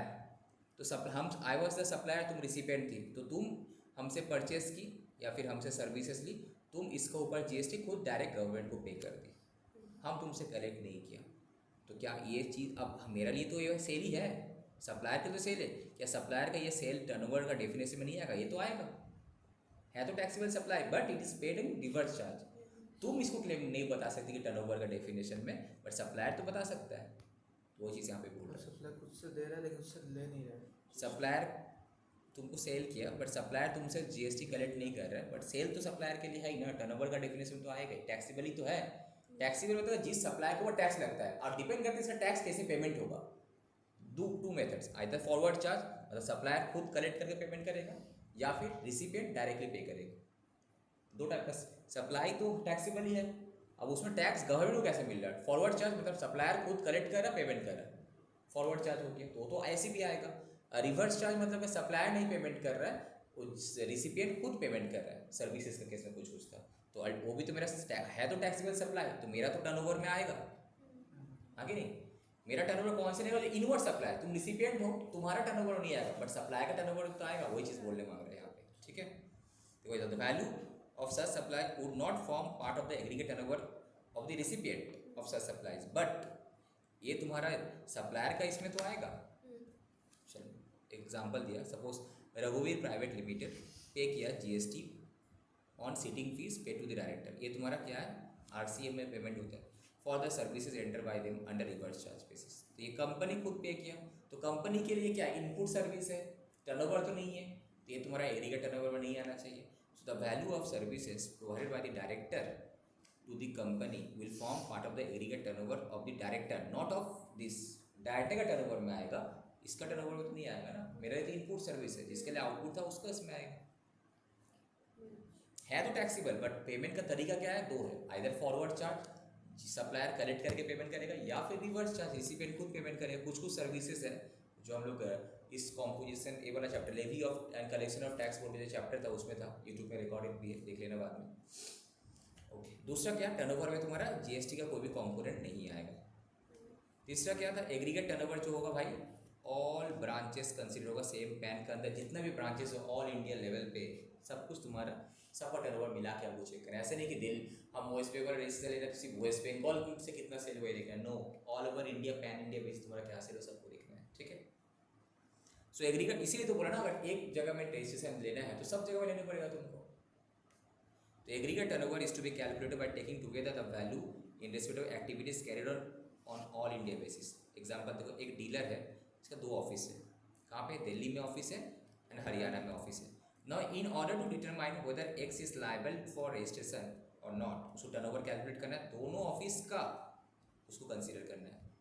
अगर दोनों ऑफिस का मिलाकर अगर उसको थ्रेशोल्ड लिमिट 20 लाख क्रॉस करता है, then he is liable for registration, दोनों ऑफिस में, दोनों एक स्टेट में, ठीक है। समझ में आया कि नहीं समझ में? कोई डाउट हो तो पूछो, मन के अंदर कुछ मत रखो। नाउ एक्सपोर्ट, अब हम एक्सपोर्ट किए, अब एक्सपोर्ट नॉर्मली हम लोग पता है कि एक्सपोर्ट पे हम लोग जीएसटी कस्टमर से नहीं चार्ज करते, फॉरेनर कस्टमर बाहर का उससे चार्ज नहीं करते, एक्सपोर्ट को प्रमोट करने के लिए जीरो रेट सप्लाई है, उल्टा उसमें हम लोग कस्टम्स वगैरह पे करते हैं, तो वो तो मेरा टैक्स में, वो तो मेरा सब एग्रीगेट टर्नओवर में आएगा। So value of exported goods services, या फिर कोई एग्जेम्प्टेड गुड्स एंड सर्विसेज, या फिर कोई भी इंटर स्टेट सप्लाईज हुआ है between distinct persons. Inter state supply मतलब यहाँ पे डिस्टिंक्ट, यहाँ पे लिख लो, शॉर्ट में दिया था ये, between distinct person. Distinct person मतलब क्या? मेरा ही ऑफिस है, मेरा ही ऑफिस, सेम कंपनी है, पैन नंबर सेम है, बट अलग अलग स्टेट में मेरा अलग अलग जीएसटी का नंबर है। सपोज मेरा दुर्गापुर में एक प्लांट है, मेरा सपोज बगल दिल्ली में भी एक प्लांट है, ठीक है, तो हम अपने ही प्लांट का एक मटेरियल मेरा दूसरा प्लांट में भेजे विदाउट कंसिडरेशन, फ्री में, और ये जीएसटी के नज़र में इसको सप्लाई माना जाता है एंड इसको टर्नओवर में तुम्हारा काउंट होगा। तो अगर इंटर स्टेट, अगर एक ही डिस्टिंक्ट पर्सन का, डिस्टिंक्ट पर्सन किसको बोलता है? जिसका सेम पैन में अलग अलग जीएसटी का नंबर है, तो उसको डिस्टिंक्ट पर्सन बोला जाएगा, अलग अलग पर्सन से। इन दोनों में जब ट्रांजेक्शन होता है तो इंटर स्टेट सप्लाई अगर हुआ तो उसको भी टर्नओवर का डिफरेंस को काउंट करना है, उसमें भी तुमको जीएसटी पे करना है। सपोज मेरा एक ऑफिस है, मेरा सपोज उड़ीसा में भी एक प्लांट है, तो हम इस प्लांट से, अगर मेरा उड़ीसा का प्लांट में कुछ भी मटेरियल भेज रही हो, माने तुम फ्री में भेज रही हो, तब भी इसमें जीएसटी लगेगा। भेज तो नहीं रहा है ना मेरा प्लान को, मेरा कंपनी को भेज रहे हैं। तुम्हारा जीएसटी में तो अलग अलग है ना, तुम लोग का पहचान तो अलग है, यू आर डिस्टिंक्ट पर्सन। और अगर एक ही स्टेट में भेजे तो एक ही स्टेट में तुम्हारा टैक्स सप्लाई का डेफिनेशन में नहीं आता, ठीक है, ये सब सप्लाई जब कराया तभी आते। तो इस केस में बोल रहा है कि तुम्हारा टर्नओवर में ऐड होगा, ये इसीलिए बोल रहे हैं यहाँ से तुम्हारा प्रैक्टिकल क्वेश्चन आएगा। वेरी इस चैप्टर का यही तो एक प्रैक्टिकल क्वेश्चन आने का चांसेस है। केस स्टडी आता है, प्रैक्टिकल क्वेश्चन आता है। हम लोग का दो ही आता है सर। अब तुम लोग सीएमए का तो हमको क्वेश्चन पेपर दिखाने मिलता है, सब ऑनलाइन पेपर होता है, नहीं ऑनलाइन इस बार अभी दिया है, डाउनलोड करके ग्रुप में भेज देना तो क्वेश्चन पेपर सब, ठीक है। So Madhur oils Punjab is engaged in supplying machine oil as well as petrol. Machine oil भी भेजता है, पेट्रोल भी भेजता है। तो पेट्रोल क्या है, नॉन टैक्सेबल सप्लाई है, ठीक है। तो supply of petrol is not leviable to GST, GST में जीएसटी नहीं लगता उसमें, but supply of machine oil is also taxable तो है। Now in order to determine the whether Madhur oil is liable for registration, उसका टर्नओवर चेक करना है, किसका, दोनों का, both non taxable as well as taxable supplies would be taken into account. अब दोनों का मिलाकर देखेंगे कि अगर उसका थ्रेशोल्ड लिमिट बढ़ गया 20 लाख से ऊपर है तो रजिस्ट्रेशन कंपलसरी है यहाँ पे, ठीक है। वो बोलो ना यहाँ पे well exported goods, exempt goods, ठीक है, नॉन टैक्सेबल सब कुछ तुम्हारा इसमें ऐड होगा। इसमें जीएसटी लगता नहीं है पेट्रोल में, फिर भी इसको ऐड करेगा। हाँ, टर्नओवर का डेफिनेशन में आएगा तुम्हारा, टर्नओवर का डेफिनेशन में आएगा। E number point, aggregate turnover to include all supplies. देखो एक छोटा सा चीज़ था एग्रीगेट टर्नओवर, इसको समझाने के लिए इतना सारा एग्जाम्पल है। सिर्फ एक्ट से पढ़ने से तो होगा नहीं तुमको, तो एक्ट और ये दोनों मिला के तुमको पढ़ना है। पहले एक्ट लेंगे फिर एक्ट एक बार के लिए पढ़ लेना, ठीक है। लिखने का टाइम बोल रहे कैसे वही क्वेश्चन करे, लिखने का टाइम में तुम्हारा आंसर एक्ट और ये नहीं तुमको मिला कर लिखने पड़ेगा। तुमको क्या क्वेश्चन यहाँ से आएगा यार, क्या क्वेश्चन यहाँ से कोई आएगा? सेक्शन बोलिए, सेक्शन को डिफाइन करना है, सेक्शन 22 या 23। कभी इस तरह से क्वेश्चन नहीं आता सेक्शन 22 डिफाइन करो, केस स्टडी आता है या फिर क्वेश्चन आंसर आता है या फिर प्लेन डायरेक्ट करते हैं। हाँ तो केस दिया तो पहले एक्ट को लिखेंगे उसके बाद एज पर जीएसटी लॉ ऐसा है, और एनालिसिस भी तुमको एज पर जीएसटी लॉ ही है, it is analysis of the act. और ये चीज़ जो तुम बोल रहे हो ना, ये चीज़ तो एक्ट में भी लिखा हुआ था तुम्हारा, सेम चीज़ तो एक्ट का तो लैंग्वेज है ये, इसको यहाँ पे एनालिसिस किया है। सेम चीज़ तुम्हारा तो एक्ट में लिखा हुआ था मेरा भाई, कहाँ गया तुम्हारा टर्नओवर का? अगर ये इसको देखेगा ये चीज़ तुम्हारा एनालिसिस है ये। चलो, aggregate turnover to include all supplies made by the taxable. तुम जो बोल रहे हो ना कि कहाँ से लिखा, पढ़ते पढ़ते तुमको खुद समझ आया कहाँ से लिखना है, ठीक है। थोड़ा बाहरी दुनिया से आओ, किताब बना, प्रैक्टिकल दुनिया में आओ, इस बुक में घुसो। ऑनलाइन हुआ ना तो लिखे भी नहीं। ऑनलाइन नहीं, तुम घर में पढ़ाई नहीं कर रहे, इसीलिए क्वेश्चंस कर। अच्छा अच्छा, हो सकता है। एग्रीगेट टर्नओवर पता चल जाएगा पढ़ते पढ़ते, यूज्ड टू हो जाओगे तो। एग्रीगेट टर्नओवर अगर समझ के पढ़ा तो ऑटोमेटिक तुमको समझ में आ जाएगा। रट्टे लगाएगा तो कोई पास हम गारंटी नहीं दे सकते, समझ के पढ़ेगा तो गारंटी दे सकते हैं। An aggregate turnover to include all supplies made by the taxable persons whether on his own account या फिर कोई एजेंट का थ्रू से, दोनों आएगा, ठीक है। एक कंपनी है, वो एक एजेंट को भी अपॉइंट करके रखा था, तो उसका भी एजेंट का दोनों का मिलाकर होगा यहाँ पे, ठीक है। चलो, तो अब तुम लोग आई होप कि समझ में आ गया सर एग्रीगेट टर्नओवर कैलकुलेट कैसे करना है। तो जो भी मेरा टैक्सेबल सप्लाई हो तो आएगा, एग्जेम सप्लाई आएगा, ठीक है। इसमें नॉन टैक्सेबल सप्लाई भी आएगा तुम्हारा, नॉन टैक्सेबल सप्लाई भी आएगा, जीरो रेटेड भी आएगा, इंटर सप्लाई डिस्टिंक्ट पर्सन वो भी आएगा तुम्हारा पैन इंडिया बेसिस, ठीक है। क्या नहीं लेना है, जीएसटी कॉम्पोनेंट नहीं लेना है। और अगर हम रिसीव कर रहे सर्विसेज वगैरह उसमें अगर जीएसटी पे करें तो वो नहीं आएगा, ठीक है। उसके बाद और एक चीज़ का, अगर तुम्हारा हम खुद भी करें या फिर हम अपना एजेंट का थ्रू से भी करें तो दोनों काउंट होगा यहाँ पे। अब इम्पॉर्टेंट क्वेश्चन है सर, जब हम टैक्स पे करते हैं तो वहाँ पे एक टर्नओवर इन स्टेट कैलकुलेट करने पड़ता है, दोनों में डिफरेंस क्या है? ये जो अभी हम किए एग्रीगेट टर्नओवर, अरे क्या turnover in state, what is the difference between that? बताओ आशीष, क्या होता है ये?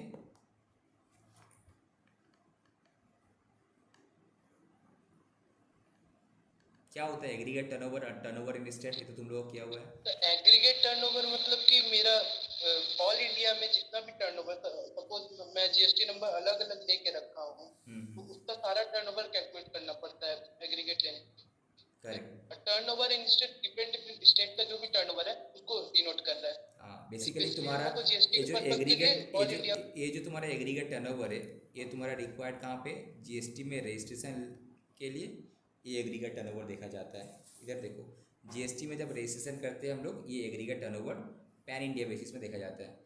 ओके, अब तुम जीएसटी में रजिस्टर हो गया, अब उसके बाद जब हम पेमेंट करेंगे कि एग्रीगेट टर्नओवर की ऑल इंडिया बेसिस देखेंगे कि अलग अलग स्टेट वाइज देखेंगे। अलग अलग स्टेट वाइज ऑब्वियसली, मेरा अलग अलग स्टेट में जिस तरह से मेरा रजिस्ट्रेशन था, अलग अलग स्टेट वाइज देखेंगे। अब सपोज मेरा कंपनी है, सपोज XY लिमिटेड, ये जब फर्स्ट टाइम जब रजिस्ट्रेशन हुआ तब हम क्या चेक करेंगे भाई, aggregate turnover pan India basis. अब हम रजिस्टर हो गए, अब मेरा वेस्ट बंगाल में भी ऑफिस है, मेरा दिल्ली में भी ऑफिस है, मेरा मुंबई में भी ऑफिस है, ठीक है। अब जो हम जीएसटी का रिटर्न वगैरह लगाएंगे, तीनों ऑफिस के लिए तो अलग अलग होगा ना, तब हमको अलग अलग स्टेट में जो मेरा रजिस्ट्रेशन है वहाँ पे टर्नओवर इन स्टेट निकालने पड़ेगा ना, फॉर जीएसटी लायबिलिटी पर्पस के लिए। Turnover in state, turnover in state, turnover in state. Even अगर हम कॉम्पोजिशन स्कीम में भी अगर रजिस्टर होते हैं तो वहाँ पे जो टर्नओवर होता है वो भी turnover in state, all India basis में नहीं। Aggregate turnover is relevant only for the registration के लिए, मेरा रजिस्ट्रेशन का थ्रेशोल्ड लिमिट कैलकुलेट करने के लिए कि मैं क्रॉस कर रहा है कि नहीं कर रहा।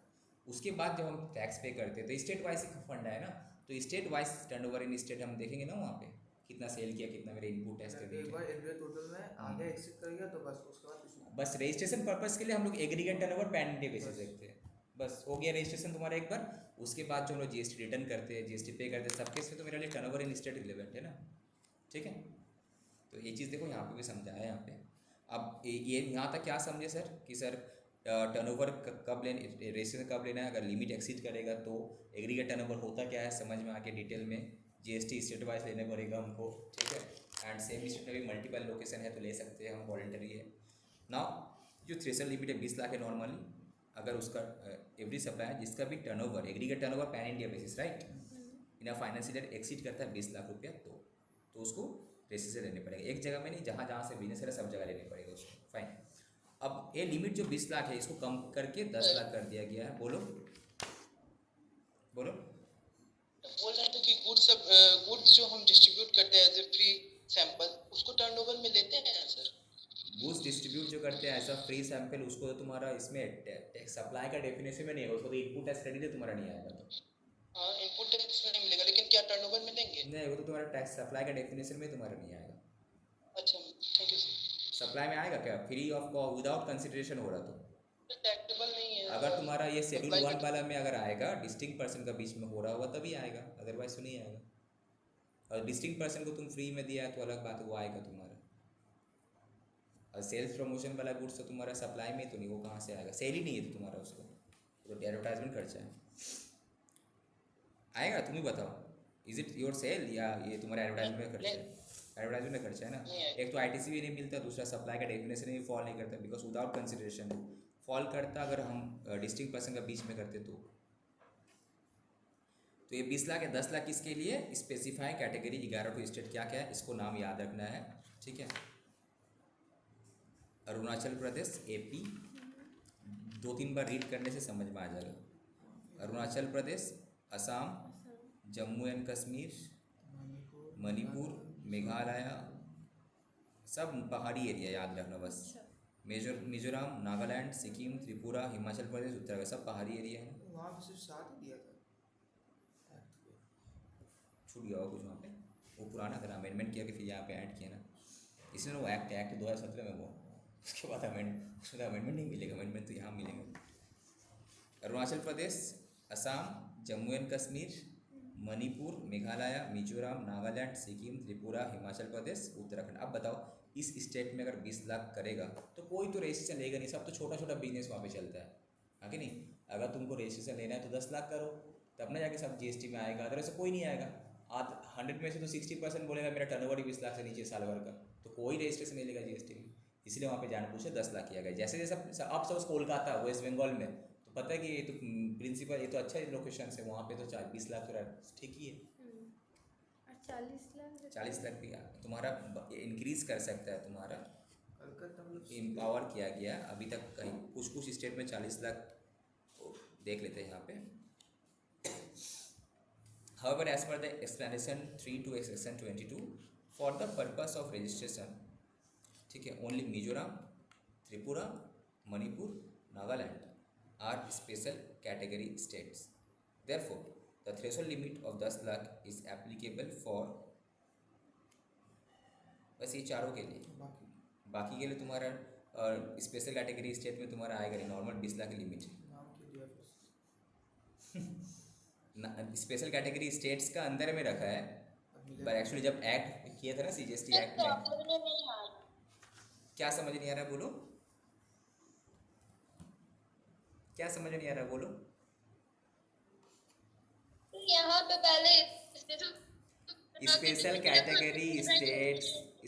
कैटेगरी स्टेट्स का definition as per article 279 of the constitution ये है 11 स्टेट. ओके, यहाँ तक समझ में आया. हाँ sir. Special category state GST में नहीं, article 279 of the constitution of India, not GST. वहाँ पे बोला गया 11 लाख. तो GST में सिर्फ ये बोला गया था भाई जो सब स्पेशल कैटेगरी स्टेट है वहाँ पे 20 लाख का जगह 10 लाख. अब GST डिपार्टमेंट क्या किया, सेक्शन 22 में इसको एक्सप्लेन किया, राइट. सेकेंड पार्ट एक्सप्लेन किया, क्या बोला कि इतना जो आपका 11 तो स्पेशल कैटेगरी स्टेट है, इसमें से सिर्फ एंड सिर्फ ये जो 10 लाख का लिमिट है कौन कौन सा स्टेट के लिए एप्लीकेबल है, मिजोरम, त्रिपुरा, मणिपुर, नागालैंड, 4. यहाँ पे लिखा है एक्सेप्ट 60, मतलब बाकी. ठीक है, और फिर वो सब जो बचा वहाँ पे 20 लाख का है, वो स्पेशल कैटेगरी स्टेट है. बट GST का जो एक्सप्लेनेशन दिया गया है सेक्शन 22 का, एज पर द एक्सप्लेनेशन लिखे है ना यहाँ पे 3 टू सेक्शन 22. ये देखो सेक्शन 22 का 3 में आओ तुम पहले, कहाँ गया, ये रहा सेक्शन 22 का 3 था ना ये. The expression special category state shall mean, जो तुम्हारा आर्टिकल 279 ऑफ द कॉन्स्टिट्यूशन में है. ठीक है, तो उसमें कितना था, 11 था. इसमें कितना है, आर्टिकल 279 बोला है ना 11 है. बट भाई GST बोल दिया है यहाँ पे except the state of Jammu and Kashmir को कट कर दिया, अरुणाचल प्रदेश को कट कर दिया, असम, हिमाचल, मेघालय, सिक्किम कट कर दिया. बाकी बचा कितना, 4. दैट इज रिमेनिंग कितना, दैट इज एप्लीकेबल किसके लिए है, सिर्फ 4 के लिए 4 ही हुआ ना यहाँ पे. क्या कौन कौन सा बचा, कहाँ गया, तो मिजोरम, त्रिपुरा, मणिपुर, नागालैंड, बस. अब GST डिपार्टमेंट मीटिंग करके काउंसिल में ये डिसाइड किया कि वो सब स्टेट में नहीं, माना कि कॉन्स्टिट्यूशन में 11 स्टेट है, बट हम लोग यहाँ पे मिजोरम, क्या कहते बोलो, मिजोरम, मणिपुर, त्रिपुरा, मणिपुर, मिजोरम और नागालैंड, त्रिपुरा. मणिपुर, नागालैंड, त्रिपुरा. ठीक है, ये 4 में ओनली है. स्पेशल कैटेगरी जब नया नया आया था ना पूरा सब में दिया था. ठीक है, जब हम लोग टाइम में, हम जब when I was a student 2017 में, तो पूरा 11 स्टेट में ही तुम्हारा 10 लाख का लिमिट था. तो अभी अमेंडमेंट करके ये लोग एक्सप्लेनेशन में लोग वहाँ पे चेंज कर दिए हुआ. अभी 4, मिजोरम, मणिपुर, नागालैंड, त्रिपुरा, इस 4 में से 10 लाख का मान. स्पेशल कैटेगरी स्टेट ये भी है, जम्मू कश्मीर भी है, अरुणाचल, ये सब भी है, बट वहाँ पे 20 लाख का ही हो. अब समझ में आया अर्चना, तुम तो वो समझाने का टाइम ही नहीं थी, हम तो समझाने वाले थे, हम तो जस्ट फर्स्ट टाइम रीड कर रहे थे. ओके चलो, तो यहाँ पे 10 लाख का नॉर्मली बोलते हैं स्पेशल कैटेगरी स्टेट के लिए. बट ये जो स्पेशल कैटेगरी स्टेट है आर्टिकल में 11 बोला गया है, यहाँ से लेके यहाँ तक. बट सेक्शन 22 का एक्सप्लेनेशन 3 देखा जाएगा जो हम लोग वहाँ पे देखें. For the purpose of registration only aggregate turnover जो देखा जाएगा वहाँ पे 10 लाख का लिमिट है. किसका, मिजोरम, त्रिपुरा, मणिपुर, नागालैंड. तो पहले यहाँ पे देखो लिखा है ना, East 12 state of Jammu and Kashmir has been reorganized into Union Territory of Jammu and Kashmir. White, some passes show. So if a person with places of business in different state across India has one branch in a special category state from which it makes a taxable supply, then the threshold limit for GST registration will reduce to 10 lakh. वाह, कितना benefit है देखो.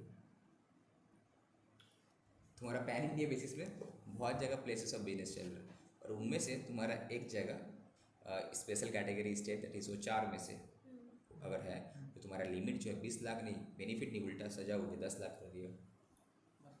मतलब तुम्हारा office Delhi में भी था, मुंबई में भी था, अब सपोज नागालैंड में भी है।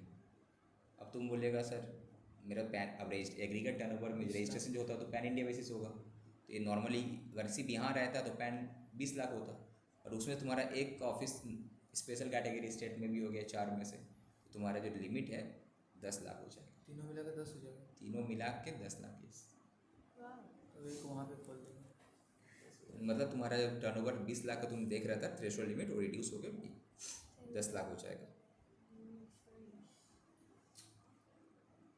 Government is empowered. अब जो ये 20 लाख का था वहाँ पे एक्ट में पड़े 40 लाख भी कर सकता है गवर्नमेंट, ठीक है। कब? अगर वो एक्सक्लूसिवली एंगेज्ड है इन सप्लाई ऑफ गुड्स, सिर्फ गुड्स बेचता होगा तो। गुड्स के साथ साथ और एक सर्विस दे सकता है, कौन सा? एग्जाम सर्विस वाला। Eight the request of the state on the recommendation of the GST council, अगर रिक्वेस्ट किया है स्टेट तो जीएसटी काउंसिल रिकमेंड करके कर सकता है। This shall be such conditions वगैरह जो इम्पोज करेगा। Now for this purpose section 22 subsection 1 बोलता है person shall be considered to be engaged exclusively in the supply of goods even if वो अगर exempt services में भी दे रहा है तब भी, लाइक डिपॉजिट्स, लोन वगैरह दे रहा है, so far as consideration क्या है? इंटरेस्ट एंड डिस्काउंट, ठीक है। तो नॉर्मली 20 लाख का लिमिट है। जम्मू नागालैंड, मिजोरम नागालैंड, मणिपुर और क्या है त्रिपुरा में, 4 जगह में तुम्हारा 10 लाख का है, ठीक है। बाकी 11 स्टेट कैटेगरी है, बट वहाँ पे तुम्हारा रजिस्ट्रेशन के लिए 20 लाख ही तुम्हारा है। बाकी तुम्हारा जो है गवर्नमेंट चाहे तो 40 लाख कर सकता है at the request of the state, अगर if and only if exclusively अगर सप्लाई गुड्स में है तो। अब इसी का रिगार्डिंग यहाँ पे कुछ सर्कुलर लगा था, आया था इस डेट में, एग्जेम्प्ट करता है any person who is engaged in exclusively supply of goods and whose aggregate turnover in the financial year 40 lakh cross नहीं करता फ्रॉम द रजिस्ट्रेशन रिक्वायर्ड। ये अमेंडमेंट लाया गया, स्टार्टिंग में नहीं था। 2019 में बोला कि कोई अगर बंदा, कोई अगर टैक्स पर्सन है ओनली गुड्स बेचता है तो उसके लिए लिमिट कितना हो गया? 40 लाख। सिंपल जो चीज़ यहाँ पे बता रहा, एक अमेंडमेंट जो आया था ना, ये काफ़ी अमेंडमेंट आते रहेगा, ये भी ये सब जीएसटी में, इनकम टैक्स बुक में अमेंडमेंट सब भर जाएगा, ठीक है। तो अमेंडमेंट जब भी आता है वो लोग CBIC का जो साइट रहता है, sorry central board of indirect tax and committee, उसका साइट में अमेंडमेंट आ जाता है, तो उसी हिसाब से अपना इंस्टीट्यूट मैट में इनकॉर्पोरेट कर देता है या फिर इस तरह से सप्लीमेंट्री नोट निकाल देता है। तो पहले 26 लाख ही था, तो अमेंडमेंट करके 40 लाख किया है, बिकॉज वो जो सब स्टेट डिसाइड किया होगा कि वह जो गुड्स बेच रहा है ओनली, तो उसके लिए तो 40 लाख कर ही सकते हैं हम लोग, तो वहाँ पे 40 लाख कर दिए। अगर सर्विस बेच रहा तो नहीं, सर्विस अगर है तो 20 लाख ही है, गुड्स प्लस सर्विस तो 20 लाख है। गुड्स के साथ एक सर्विस दे सकते हैं, एग्जाम सर्विस जो है लोन एडवांस वाला वो। इसका कुछ एक्सेप्शन है, ये जो कुछ एक्सेप्शन है क्या है? द पर्सन्स, उसको कंपलसरी भाई रजिस्ट्रेशन लेने पड़ेगा अंडर सेक्शन 24, क्या आर एस फॉलोस। अच्छा इसका तो हम लोग कंटिन्यू कहाँ से कर रहे हैं? हम लोग कंटिन्यू कहाँ से हो रही है? Section 24 exception to this exemptions are as follows. Person section 24, अभी हम कौन से सेक्शन में हैं? अच्छा सेक्शन 23, हम लोग सेक्शन 22 कर रहे हैं ना, सेक्शन 22। तो ये जो रूल्स, ये जो है एग्जेम्पशन बोला ना कि 40 लाख से नीचे होगा तो उसको रजिस्टर की ज़रूरत नहीं है, बट ये एप्लीकेबल नहीं होगा एक्सेप्शन अगर सेक्शन 22(4) के हिसाब से जो हम लोग अभी पढ़ेंगे, अगर बोल उसको रिक्वायरमेंट है कंपल्सरी रजिस्ट्रेशन का, तो उसके लिए ये 40 लाख हो, 20 लाख हो, 2 लाख हो, कुछ मानते नहीं, उसको करनी पड़ेगा रजिस्ट्रेशन सेक्शन 24 के हिसाब से। अभी जब सेक्शन 24 करेंगे कुछ कुछ केसेस में तुम्हारा कंपल्सरी रजिस्ट्रेशन है, ठीक है। दूसरा, अगर पर्सन एंगेज्ड है in making supplies of ice cream बेचता है या फिर अदर एडिबल आइस वेदर और नॉट कंटेनिंग कोका, पान मसाला, ठीक है, and all goods of chapter 22 that is tobacco and manufactured tobacco substitute, इस टाइप का अगर गुड्स बेचता है तो उसके लिए भाई रजिस्ट्रेशन कंपलसरी है, जो सेक्शन 24 अभी हम बताएंगे देखिए। See persons engaged in making intra state supply, intra state मतलब within state, in the state of Arunachal Pradesh, Uttarakhand, Meghalaya, Sikkim, Telangana, Puducherry and special category जो सेक्शन 22 में अभी हम लोग करे, ठीक है, उसमें से नागालैंड, मिजोरम, मणिपुर एंड त्रिपुरा, ठीक है। And inter state supply of goods, मतलब दो स्टेट के बीच में, are nevertheless liable to compulsory registration and are already covered in exception A above. यहाँ पे कवर है तुम्हारा गुड, ठीक है। नेक्स्ट, पर्सन्स जो कि ना वॉलंटरी रजिस्ट्रेशन लिया है और such registered person who intend to continue with the registration under CGST है। बेसिकली अभी हम लोग सेक्शन 24 पढ़ने से समझ में आ जाए कंपल्सरी रजिस्ट्रेशन केस में बस एक्सेप्शन, बाकी सब तुम्हारा नॉर्मल थ्रेशोल्ड लिमिट ही एप्लीकेबल है। So in view of the above discussion, the registration requirement under GST can be summarized as follows. Threshold limit for person engaged exclusively क्या supply of goods, दूसरा वाला में क्या सब कुछ दे रहे हो, गुड्स सर्विस सब कुछ मिक्सअप है। तो अगर कोई पुडुचेरी में है, तेलंगाना में है, अदर्स स्पेशल कैटेगरी स्टेट्स में है, स्टेट्स या union territory other than special category state, special category state छोड़ के जो बाकी कोई स्टेट, बेसिकली क्या पुडुचेरी तेलंगाना नया यहाँ पे घुसा, अभी जो हम रीड कर रहे थे यहाँ पे, ये तो स्पेशल कैटेगरी स्टेट नहीं था पुडुचेरी तेलंगाना। तो पुडुचेरी तेलंगाना अगर है तो वहाँ पे लिमिट कितना 40 लाख नहीं है, 20 लाख ही है। 40 लाख नहीं है, तुम गुड्स भी बेचो, सर्विस बेचो, जो भी बेचो, यहाँ पे एक्सेप्शन में दिया था ना, क्या है यहाँ पे 20 लाख का लिमिट है तुम्हारा। एंड अदर्स, अगर अदर्स स्टेट्स हैं, अगर तुम पुडुचेरी छोड़कर, तेलंगाना छोड़कर, अगर कोई अदर स्टेट्स है एंड स्पेशल कैटेगरी स्टेट भी छोड़कर, पुडुचेरी छोड़कर, तेलंगाना छोड़कर and other special category state छोड़कर बाकी कोई अगर स्टेट है ओनली गुड्स कोई बेच रहा है तो टर्नओवर का लिमिट 40 लाख बढ़ा दिया ना अभी। वो तो बोला था मे एक्सटेंड 40 लाख कर सकता है, तो गवर्नमेंट अमेंडमेंट ही कर दिया, बोल दिया कि हाँ गुड्स का केस में 40 लाख है। ओके, इसलिए हम बोलते 20, 40, 10, तो गुड्स का केस में 40 लाख है, वो सब कुछ मिला के कर रहा है, मिक्सचर है तो 20 लाख। ओके, अब कुछ ब्रेक में आएंगे। अब क्या special category states as per constitutions 11 था, उसमें से हम लोग के लिए 4 रेस रिलेवेंट है, वहाँ पे भाई 10 लाख 10 लाख 10 लाख 10 लाख ही होगा, एक्सेप्शन है।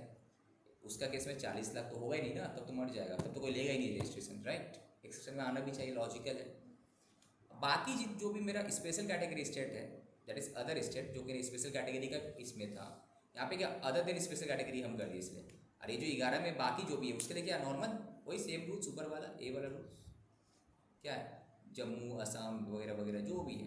तो बेसिकली हमको याद बस ये रखना है भाई, याद बस ये रखना है, पुडुचेरी तेलंगाना 20 लाख 20 लाख, ओके, मणिपुर, मिजोरम, नागालैंड, त्रिपुरा 10 लाख 10 लाख, बाकी सब जगह में क्या रूल्स है तुम्हारा 40 लाख 20 लाख, ठीक है।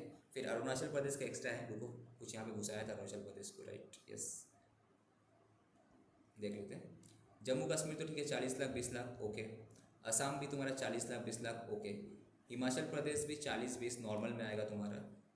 अब ये अरुणाचल प्रदेश को मेघालय, सिक्किम एंड उत्तराखंड इसमें एक्सेप्शन लाया था, इसमें एक्सेप्शन लाया गया था। देखो यहाँ पे ऐड किया ना कि पर्सन, सी नंबर पॉइंट को देखो कि पर्सन एक्सेप्शन क्या 40 लाख किसके लिए नहीं है, इस बोलता है कि पर्सन जो कि ना इंटर स्टेट सप्लाई में है in the state of Arunachal Pradesh, Uttarakhand, Meghalaya, Sikkim, Telangana, Puducherry. तो यहाँ पे नया हम लोग देखे थे क्या, तेलंगाना एंड पुडुचेरी। तो यहाँ पे तुम्हारा 20 लाख नॉर्मल होगा, बिकॉज ये तो स्पेशल कैटेगरी स्टेट में था ही नहीं। सर अभी तो सबका 40 कर दिया है गुड्स के केस। किसका केस में? गुड्स के केस में सप्लाई ऑफ गुड्स। इसका कोई अमेंडमेंट है एक बार चेक करो। सर हाँ सर अमेंडमेंट है। जो आज अभी जो हम देख रहे थे वो वाला? हाँ सर ठीक है, इसमें है ना ये वाला? Yes sir.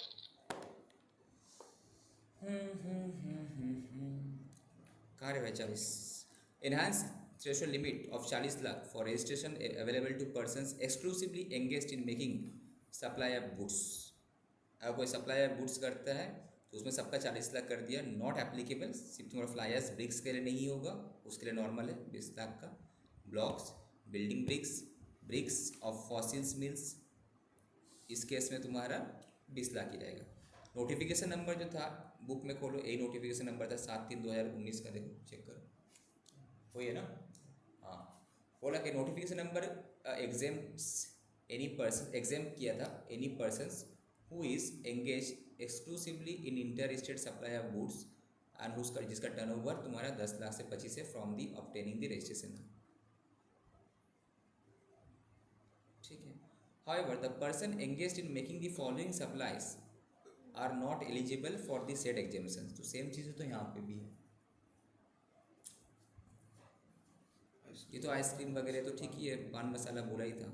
और अगेन रुको रुको नीचे में अगेन विथ इफेक्ट फ्रॉम 1/4/2022, ये है मेन अमेंडमेंट 1/4/2022 से। ये है ना, जीएसटी में अमेंडमेंट काफ़ी सारा आ जाता है। तो अब ये आ गया, तो ये वाला नहीं होगा। तो ये वाला जो है, अब देखते हैं अमेंडमेंट में क्या है। यहाँ पे 1/4/2022 से persons engage in making supplies of following goods will also not be, अरे यार इसका कम की बैटरी 5%। इसमें फ्लायर्स रहता है 90% से या फिर उससे ज़्यादा, फ्लायर्स ब्लॉक्स भी रहता है। Bricks for fossil means similar this, तो ये सब केसेस में तुम्हारा 20 लाख का रजिस्ट्रेशन है। अब बिल्डिंग ब्रिक्स, जो बिल्डिंग बनाने के ब्रिक्स है, अर्थन टाइल्स वगैरह, प्रूफिंग टाइल्स, ये सब केसेस में। तो ये अमेंडमेंट आया था 31 मार्च 2022 को। यही नया।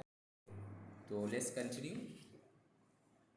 Registration require only for a place of business from where taxable supply takes place. Example, but threshold limit के लिए तो पूरा देखने पड़ेगा हमको। A person is required to obtain registrations with respect to each place of business in India from where वो जहाँ से वो सप्लाई करते हैं।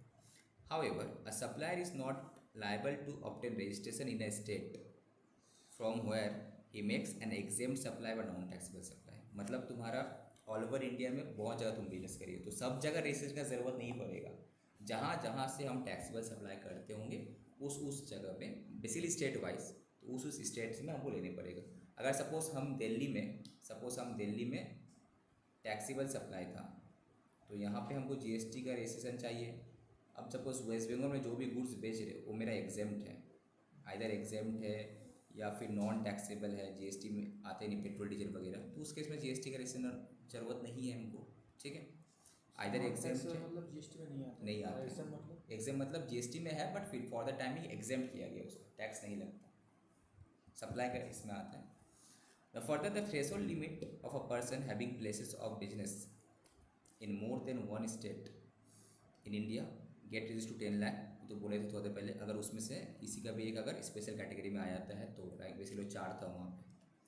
However in case he makes exempt supply या फिर नॉन टैक्सेबल सप्लाई, अगर स्पेशल कैटेगरी स्टेट से करता है, then the taxable supplier from a state other than special category state, the threshold limit will not be reduced।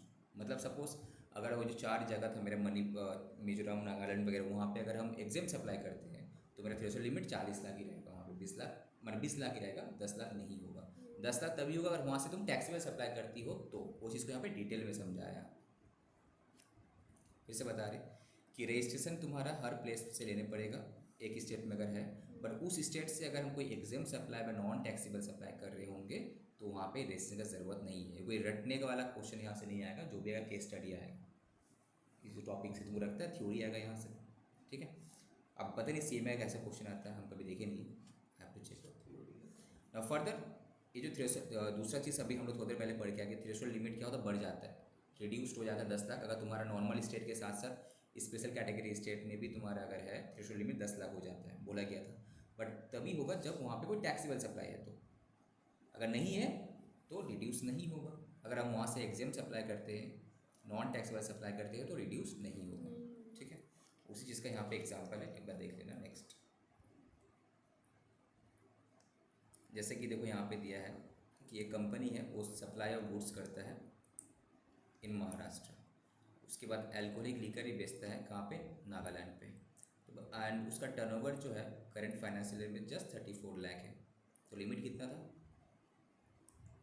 Goods, only goods बेचता है, तो अगर एक्सक्लूसिवली गुड्स बेचता है तो लिमिट कितना है, 40 लाख है। ठीक है, अब तुम बोले सर ये तो नागालैंड में भी माल बेचता है, तब तो उसका 10 लाख हो जाएगा। पर नागालैंड में कौन सा टैक्सेबल बेच रहा है क्या? नो, वो तो नॉन टैक्सेबल गुड्स बेच रहा है ना, तो 40 लाख ही हुआ ना उसके लिए। ठीक है, वो चीज़ यहाँ पे समझा है। देखो in this given case since the aggregate turnover of Uday exceed करता है 40 लाख, बट टर्नओवर का लिमिट, बट जीएसटी में लेगा कि नहीं लेगा? यस, उस टर्नओवर का लिमिट में तो आएगा, टर्नओवर का लिमिट में आएगा, बट तुम्हारा लिमिट कितना? 20 का बदले 40 लाख आएगा, तो 34 प्लस 8 कितना हुआ? 42 लाख। तो वो चीज़ बोला since Uday enterprise is exclusively engage in goods, तो एप्लीकेबल लिमिट उसके लिए 40 लाख होगा। However the threshold limit will not be reduce to 10 lakh even though वो तुम्हारा स्पेशल कैटेगरी, बिकॉज वो तुम्हारे यहाँ पे अल्कोहलिक लिकर बेच रहे हैं जो कि एक नॉन टैक्सेबल सप्लाईज है। ठीक है, अगर यही चीज़ अगर टैक्सेबल सप्लाई बेचता वहाँ से लिमिट 10 लाख आ जाता। Now in this given case उसको रेसिस से लेने पड़ेगा नहीं लेने पड़ेगा? यस लेने पड़ेगा। क्यों?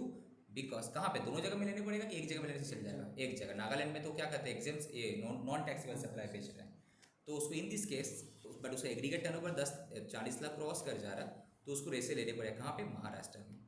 But it is not required to obtain registration कहाँ पे? नागालैंड पे, बिकॉज वहाँ से वो नॉन टैक्सेबल सप्लाई बेच रहा है। ठीक है, ये सब केस स्टडी ही आएगा ना। या फिर तुम अगर कोई क्लाइंट को समझा रही हो, क्लाइंट तुम्हारा पास आया, क्लाइंट कंफ्यूज है, बोले सर मेरा तो नागालैंड यहाँ सब जगह से सब जगह लेने पड़ेगा, क्लाइंट को सिंपली बताया सब जगह नहीं, अब जहाँ से टैक्सेबल सप्लाई करते हो वहाँ से, बट हाँ टर्नओवर का कैलकुलेशन में वो आपका आएगा। Next, person liable for registration in case of transfer of business. Business transfer हुआ तो कैसे होगा? इसको इग्नोर करो, लिमिट। नाउ मेन इसमें आया था हम लोग कंपलसरी रजिस्ट्रेशन सेक्शन 24।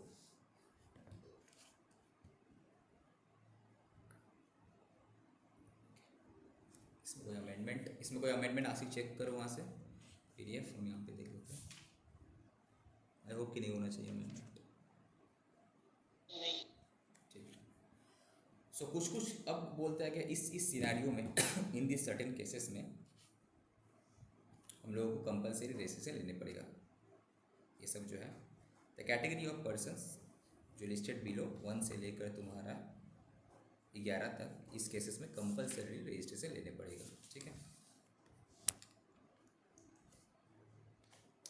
यहाँ पे कुछ एक बार के लिए जस्ट रीड करना क्या बोल रहा है। अभी हम लोग देखें कि थोड़ा देर पहले कि सप्लायर को रजिस्ट्रेशन लेने पड़ता है अगर उसका टैक्सेबल सप्लाई बेचता है एंड उसका टर्नओवर लिमिट अगर एक्सीड करता है थ्रेशोल्ड लिमिट 20 लाख 10 लाख 40 लाख अलग अलग केसेस में जो था तब। बट हाउएवर सर्टेन केसेस में सप्लायर को मैंडेटरीली रजिस्ट्रेशन लेने पड़ेगा irrespective of the quantum of इस टर्नओवर, चाहे कुछ भी रहे, 1 रुपया भी रहे तब भी लेने पड़ेगा। राइट, तो किस केसेस में भाई उसी के बारे में हम लोग यहाँ पे डिस्कस कर रहे हैं। Persons making any inter state taxable supply, मतलब क्या है? अगर हम इस स्टेट में हम रह के दूसरा स्टेट में माल बेच रहे, तो माना कि मेरा टर्नओवर 20 लाख 10 लाख 40 लाख से कम है, तब भी हमको रजिस्ट्रेशन लेने पड़ेगा। अगर if you want to do inter state transactions supply, ठीक है से, तो तुमको लेने पड़ेगा। ये सेल का केसेस है, परचेज तो हम कर सकते हैं, सेल करना है कर रहे हैं तो परचेज बाहर से कर सके, अंदर सेल कर रही हो ठीक है, बट हम सेल बाहर करें तो हमको कंपलसरी रजिस्ट्रेशन लेने पड़ेगा दोस्त। ठीक है, so person making any inter state taxable supply, तो वहाँ पे कंपलसरी रजिस्ट्रेशन है, तब टर्नओवर फर्नओवर कुछ नहीं देखा जाएगा। सो however the threshold limit of 20 lakh and in case of जो तुम्हारा मिजोरम त्रिपुरा दिस था is available in case of inter state supply of taxable services end of notified handicraft goods. Services का केस में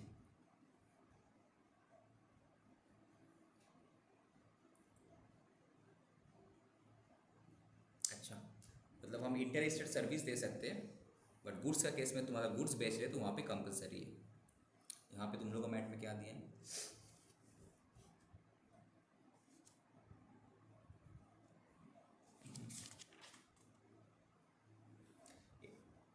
कितना अच्छे से दिया है यहाँ पे, एक्सेप्शन दिया है यहाँ पे। Inter state supply of taxable service में केस में अलाउ है, inter state supplies of handicraft goods when अगर टर्नओवर 20 लाख से कम है तो अलाउ है। सही है, यहाँ से पढ़ने पड़ेगा। तो इस केस में जो तुम्हारा है नॉर्मली कंपल्सरी रजिस्ट्रेशन है inter state supply of goods. अगर हम सर्विसेज दे रहे हैं एक्सेप्शन क्या है? सर्विसेज एंड इस केस में तुम्हारा क्या था? नोटिफाइड हैंडीक्राफ्ट गुड्स, हाथ का बना हुआ जो हैंडीक्राफ्ट हैंडक्राफ्ट। ठीक है, उस केस में तुम्हारा नॉर्मल जो लिमिट है उस हिसाब से चलेगा, ठीक है। पर अगर गुड्स अगर हम बेच रहे होंगे, इंटर स्टेट सप्लाई है तो कंपलसरी है। बट सर्विसेज अगर है तो वहाँ पे तुम्हारा, अगर ओनली सर्विस अगर हम दे रहे होंगे तो वहाँ पे 20 लाख 10 लाख काउंट होगा। सीएमए का मैट में अच्छे से समरी दिया हुआ है, दैट्स गुड, नोटिस नहीं किया है, हिला के पढ़ना है। Casual taxable person CTP making taxable supply. अब सर कैजुअल टैक्सेबल पर्सन होता क्या है?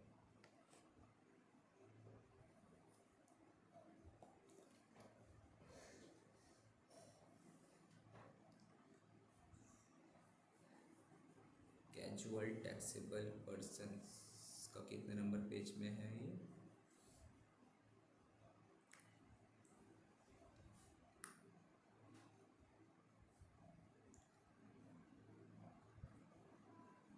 अरे डेफिनेशन तो था यार कैजुअल टैक्सेबल पर्सन का, कहाँ चले गए?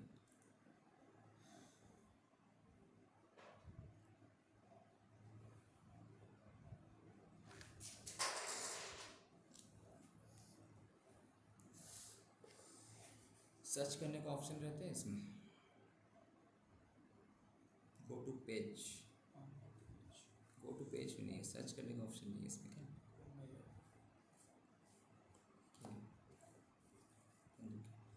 एक बार देखो तो कैजुअल टैक्सेबल पर्सन का पेज नंबर कहाँ है? ये पेज कहीं था यार। Casual taxable person, casual taxable person क्या होता है? जो जिसका कोई प्लेस ऑफ बिजनेस यहाँ पे नहीं है, समटाइम्स ऑकेजनली इंडिया में आके बिजनेस करते हैं, दैट इज उसको हम लोग कैजुअल टैक्सेबल पर्सन, उसका कोई फिक्स प्लेस ऑफ बिजनेस नहीं रहता है। उसका डेफिनेशन यहाँ पे था, सीजनल बिजनेस वगैरह करते हैं, ठीक है। जब आएगा बता देंगे, फिलहाल यहाँ से पढ़ा देते हैं हम।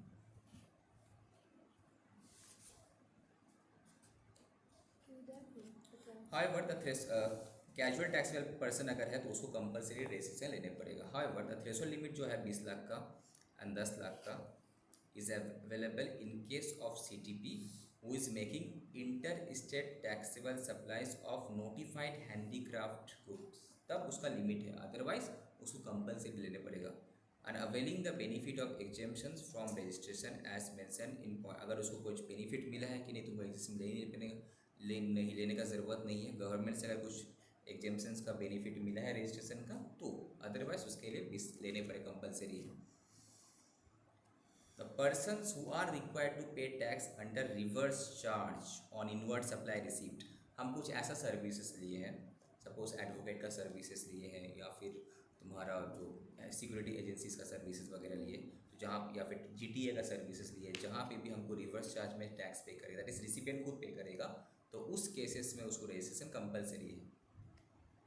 However, the person engaged exclusively in making outward supplies, the tax on which is liable to be paid on reverse charge basis are exempt। मतलब सपोज हम एक ऐसा सप्लायर है जो हम सर्विसेज देते हैं, तो मेरा सर्विसेज या फिर जो है वो तुम्हारा रिवर्स चार्ज में पेबल है। एंड अगर हम किसी और से सर्विसेज देते हैं जिसमें हमको टैक्स पे करने पड़ेगा अंडर आरसीएम बेसिस, तो मेरा केस में एप्लीकेबल नहीं होगा। अदरवाइज तुम नॉर्मल बिजनेसमैन हो, तुम्हारा जो टैक्स है फॉरवर्ड चार्ज में ही पेमेंट होता है एंड रिवर्स चार्ज में ही पेमेंट होता है। इस केस में अगर तुम रजिस्ट्रेशन लेते अगर किसी से, तो वहाँ पे तुम्हारा कंपलसरी लेनी पड़ेगा हम रिवर्स चार्ज में। और नॉन टैक्सेबल एनआरटीपी वाला केस में भी है लेने पड़ेगा। ई कॉमर्स ऑपरेटर इन लोगों को कंपलसरी लेने पड़ता है। सही, ई कॉमर्स ऑपरेटर होता है क्या, बोलो तो जो फ्लिपकार्ट अमेजोन ओला उबर वगैरह जो बुक करते हैं, तो एवरी ईसीओ, अभी तो तुम्हारे ये आ गया गवर्नमेंट का, तुम्हारा एक आ गया, क्या होता है उसको, जेड से नाम है यार, याद नहीं आ रहा उनको, स्विगी, उसको वो सब तो है ई कॉमर्स ऑपरेटर, स्विगी वो सब तो है ही, ऑडिटर भी आया बिजनेस में बहुत। The every ECO electronic commerce operator who is required to collect tax at source, that is TCS, ठीक है। An ECO means any person who owns, operate and manage digital electronic facility or platform like Flipkart वगैरह, जो Amazon वगैरह, जो भी इस type का जितना भी है, तो उसको कंपलसरी रजिस्ट्रेशन लेने पड़ते हैं। तो पर्सन हु सप्लाई गुड्स या फिर सर्विसेज या फिर दोनों अदर देन सप्लाईज जो कि ना स्पेसिफाइड है सेक्शन 9(5) का through such ECO who is required to collect tax at source. However, threshold limit जो है 20 लाख का इज अवेलेबल है ओनली इन केस ऑफ अगर ECO का थ्रू से कोई सर्विसेज दे रहा है, ऐसा बहुत सारा ऑनलाइन प्लेटफॉर्म है जहाँ सर्विस मिलता है, ओला सर्विस तो दे रहा है, सर्विस इधर प्लस और भी बहुत सारा है ना यार जो सर्विस प्रोवाइडर है ऑनलाइन का थ्रू से मिलता है, बहुत सारा है। तो उस केस में तुम्हारा लिमिट एप्लीकेबल है, अदरवाइज गुड्स का केसेस में तुम्हारा कंपल्सरी लेना ही पड़ेगा उसको। पर्सन हुआ रिक्वायर टू डिडक्ट टैक्स, अब क्या है ना, जैसे TDS इनकम टैक्स में होता है, GST में भी TDS काटने पड़ता है, उस केस में भी उसको GST का रजिस्ट्रेशन कंपलसरी है। Person who make taxable supply of goods और services or both on behalf of other taxable person, that is agent, उसको भी लेने पड़ेगा। Input service distributor, input service distributor क्या होता है, सपोज हम एक कॉर्पोरेट ऑफिस है, यहाँ पे कोई सेल नहीं होता, यहाँ से कुछ परचेज भी नहीं होता, बट हम लोग कुछ तो थोड़ा बहुत खर्चा करते हैं, यहाँ पे बिल आता है, तो इनपुट सर्विस यहाँ का डिस्ट्रीब्यूट करें। अगर हम ICD हिसाब से तो तुमको you have to be get registered as a GST में रजिस्ट्रेशन तुमको लेने पड़ेगा यहाँ पे इनपुट सर्विस डिस्ट्रीब्यूटर का। Every person supplying online information या डेटाबेस एक्सेस, ये OIDAR सर्विस बोला, इस केस में भी तुमको लेने पड़ता है। जैसे एक बार रीड कर, this is not important, mainly तुम्हारा इंपॉर्टेंट है ये केस में भाई, इंटर स्टेट सप्लाई करते हैं गुड्स का तो GST कंपलसरी है। एक्सेप्शन क्या है, सर्विस का केस में लिमिट बोला है, अगर ओनली सर्विस है तो, हैंडीक्राफ्ट गुड्स है तो लिमिट है 20 लाख 10 लाख का। बाकी जो भी है तुम्हारा CTP, रिवर्स चार्ज, ये सब केसेस में तुम्हारा ई-कॉमर्स, NRTP, ICD, ये सब TDS काट रहे, सब में तुमको कंपलसरी रजिस्ट्रेशन लेने पड़ेगा। ई-कॉमर्स में मतलब कोई लिमिट नहीं है, लेना ही पड़ेगा। हाँ लिमिट है, सिर्फ अगर तुम सर्विस दे रहे हो तो उसका थ्रू से, ठीक है। आज बस सी वाला टॉपिक को ख़त्म कर देते हैं,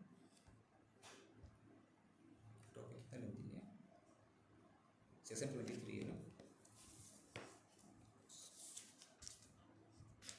सोचिए अगर नेक्स्ट टाइम से CMA के मैट से पढ़ाएंगे, अच्छा है। CMA का मैट में क्या ना, एक ही चीज़ को 10 बार रिपीट नहीं किया, CMA का डायरेक्ट एनालिसिस ही करके दे दिया। CA का मैट में क्या है, CA का मैट में पहले तुम्हारे इसमें एग्जांपल ही, दोनों मैट मिला के पढ़ना है, मतलब यहाँ तुम कंसेप्चुअली समझ लेना है, उसके बाद फाइनली यहाँ से करो।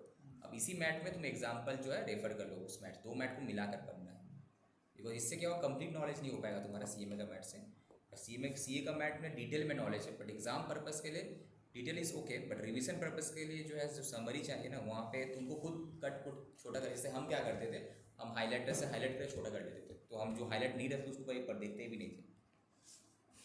सिर्फ उतना मोटा मोटा चैप्टर होना नहीं चाहिए बेसिकली, इतना ज़्यादा ही लोग ये कर दिए ना। नहीं, the person not liable for registration, section 23, कौन कौन सा पर्सन को रजिस्ट्रेशन लेने की ज़रूरत नहीं है। तो अभी तक क्या देखा, किसको रजिस्ट्रेशन लेने की ज़रूरत है, जिसका भी टर्नओवर जो भी टैक्सेबल सप्लाई करता है, एग्जाम सप्लाई कर रहा है तो रजिस्ट्रेशन की जरूरत नहीं, नॉन टैक्सेबल सप्लाई का रजिस्ट्रेशन जरूरत नहीं, टैक्सेबल सप्लाई कर रहा है जिसका एग्रीगेट टर्नओवर 20 लाख 10 लाख 40 लाख इनके सब गुड्स अगर एक्सीड कर रहा है फाइनेंशियल ईयर में तो लेने पड़ेगा उसको, ठीक है। दूसरा सर जो टर्नओवर कैलकुलेट करेंगे हम लोग वहाँ पे all India basis, PAN India basis check करें हमको यहाँ पे, ठीक है। इवन अगर तुम्हारे स्पेशल कैटेगरी स्टेट का भी तो उसको भी काउंट करना है, ओके। पर रजिस्ट्रेशन वहीं पे लेंगे जहाँ जहाँ से हम टैक्सेबल सप्लाई करते हैं। अगर किसी एरिया में सपोज ऑल ओवर इंडिया में बहुत सारा ब्रांचेस है, बहुत सारा स्टेट है, सब में अगर हम उसमें से 10 स्टेट में टैक्सेबल सप्लाई है तो 10 में दो, बाकी 5 में नॉन टैक्सेबल सप्लाई है तो वहाँ पे लेने का ज़रूरत नहीं है, ठीक है। लेकिन पैन में कैलकुलेशन टर्नओवर लिमिट के लिए, तो रजिस्ट्रेशन लिमिट के लिए तुम्हारा वो आएगा टर्नओवर उसका, ठीक है। और टर्नओवर का डेफिनेशन वो चेक किए थे, टैक्सेबल सप्लाईज भी आएगा तुम्हारा, एग्जाम सप्लाईज भी आएगा, ज्वेलरी सप्लाई भी आएगा, सब आएगा, तुम्हारा एक्सपोर्ट भी आएगा, बट GST कंपोनेंट नहीं आएगा। एंड RCM में जो हम इनपुट सर्विस का इनपुट को जो टैक्स पे किएंगे वो नहीं आएगा, ठीक है। रजिस्ट्रेशन स्टेट वाइज लेना है, कंपलसरी है। मल्टीपल प्लेस ऑफ बिजनेस एक ही स्टेट में तो हम ले सकते, ऑप्शनल दिया गया है। चलो उसके बाद यहाँ और कंपलसरी रजिस्ट्रेशन कहाँ लेना है, नॉर्मली अगर हम inter state supply of goods करते तो लेना ही है, सर्विस अगर इसमें लिमिट दिया गया है उसके बाद तो लेना है, ठीक है। Now persons who is not liable to be registered, a person engaged exclusively in the business of supplying goods या फिर सर्विसेज, गुड्स एंड सर्विसेज या फिर गुड्स और services, and not liable to tax, उसको टैक्स पे करने की ज़रूरत नहीं है, या फिर होल्ली एग्जेम्प्ट है फ्रॉम टैक्स से, ठीक है, उस केस में उसको रजिस्ट्रेशन की ज़रूरत नहीं है। तो as per the section 23 any person engage exclusively in the business of supplying, देखो सेम चीज़ फिर रिपीट कर, in the business of supplying goods और services or both that are not liable to be taxed, या फिर wholly exempt है, not liable to be registration. वो थोड़े पहले भी तो हम लोग पढ़ ले, सेम चीज़ ही था ना वहाँ पे, जो हम लोग की रेसिस का ज़रूरत नहीं है वहाँ पे। अगर जिस स्टेट में नॉन टैक्सेबल सप्लाई करते हैं, एग्जाम सप्लाई करते हैं, तो एग्जाम्पल यहाँ पे दिया हुआ है लिमिट। एन एग्रीकल्चरिस्ट है, ठीक है, वो to the extent of supply of product out of cultivation of land, वो तो एग्रीकल्चरल प्रोड्यूस बेच रहा है तो वो एग्जाम्प्ट है नॉर्मली, तो उस केस में तुम्हारा GST का रेसिस का ज़रूरत नहीं है।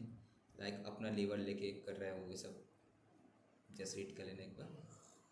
Specify category of person notified by the government, government notify किया है, जैसे कि person making only reverse charge में सप्लाई दे रहा है, ठीक है, तो उसको लेने का ज़रूरत नहीं है। जैसे GTA वाला के लिए था, GTA वाला के लिए था ये। GTA अगर हम ओनली रिवर्स चार्ज में दे रहे हैं तो हमको रेसने का ज़रूरत नहीं है। Person making inter state supply of taxable services up to 20 lakh था ना, कंपल्सरी से अप टू 20 लाख तक इससे ज़रूरत नहीं था। यहाँ पे भी सेम चीज़ ही यहाँ पे है, वो चीज़ को और यहाँ पे समझाया, इस अलग से फिर बता रहे हैं, एक ही चीज़ रिपीट कर रहे हैं। Person making inter state success supply notify handicap 20 lakh, वो चीज़ वहाँ पे भी था, सेम 20 लाख तक लेने का ज़रूरत नहीं है, ठीक है। चलो, condition to be fulfilled, the aggregate value of such supply to be computed on all India basis does not, और तो सेम चीज़ है, सेम कहानी पैन इंडिया बेसिस है। कैजुअल टैक्सेबल पर्सन्स मेकिंग, वो सेम CTP का भी 20 लाख का लिमिट था तुम्हारा, गुड्स हैंडीक्राफ्ट गुड्स वाला केसेस में था।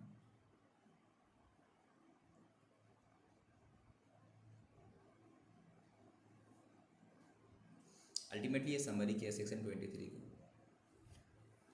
Person engaged in exclusively in the business, जिसमें टैक्स नहीं लगता, लेने का ज़रूरत नहीं है। ओनली एक्सेप्ट लेने का ज़रूरत नहीं है। एग्रीकल्चर है, लेने का ज़रूरत नहीं है।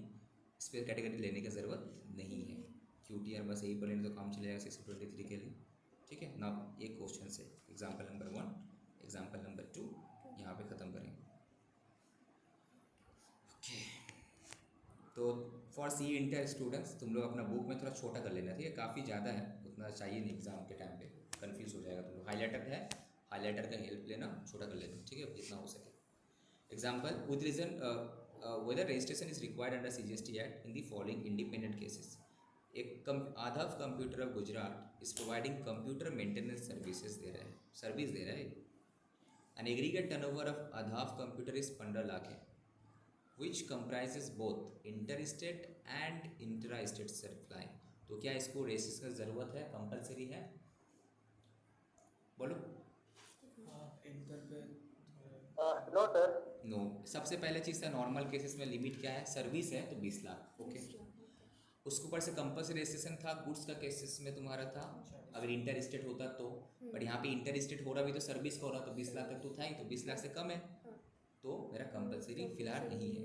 तो रजिस्ट्रेशन कंपल्सरी है अगर हम inter state supply of goods करते तो, ठीक है, बट 20 लाख 10 लाख है अगर हम क्या सर्विसेज दे रहे होंगे, राइट। तो यहाँ पे मेरा जस्ट 15 लाख है, तो it is not required, registration लेने का ज़रूरत नहीं है।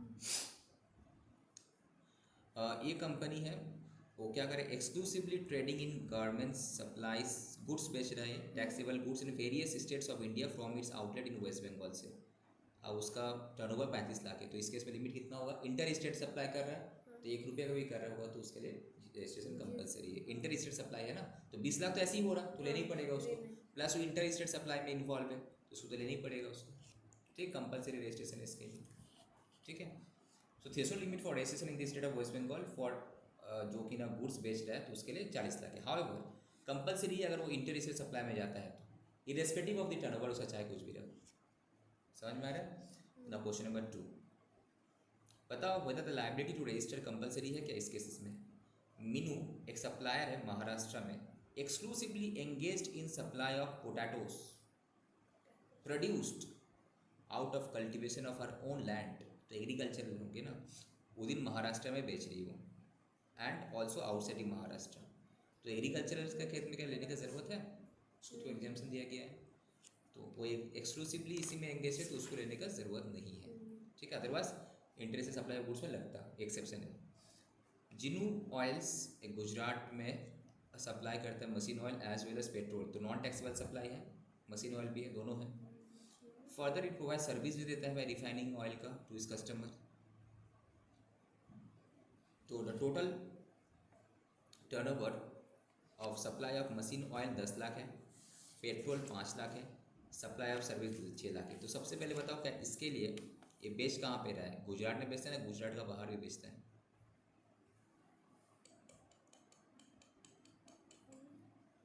ठीक है, गुजरात का अंदर ही बेच रहा है मानते हैं, ठीक है। तो अंदर ही अगर बेच रहा है तो लिमिट कितना होगा उसका रजिस्ट्रेशन का? 20 लाख। अगर ओनली गुड्स होता तो 40 लाख, अदरवाइज 20 लाख, तो 20 लाख है। तो 20 लाख क्या हो रहा है इसका? तो टर्नओवर चेक करना, एग्रीगेट टर्नओवर, तो उसमें ये तो आएगा taxable supply, non taxable supply भी आएगा एंड सर्विस का भी आएगा, तो कितना हो जाएगा? तो इसको लेने पड़ेगा यहाँ पे 2 में, राइट, 2 में तुम्हारा लेने पड़ेगा यहाँ पे। Tilu is working as an agent, तो एजेंट भी होने से क्या हुआ, उसका टर्नओवर तो आएगा उसके लिए।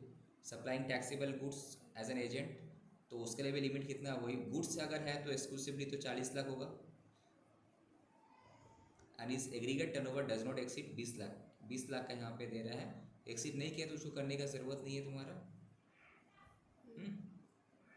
तो टीलू का केस में, सॉरी एजेंट वाला था ना, एजेंट वाला केस में तुम्हारा कंपलसरी था। रुको, सेक्शन 24 एजेंट वाला जो केस था, एजेंट वाला केस कहाँ गया? ये था ना, ये कंपलसरी था, एजेंट का केस में कंपलसरी है। Person who makes taxable supply of goods और सर्विसेज किसी और के बिहाफ में, ठीक है, एज एन एजेंट और अदरवाइज, तो उसके लिए कंपलसरी था, तो वो कंपलसरी आएगा तुम्हारा। तो इसको स्टार मार्क्स देके रखना।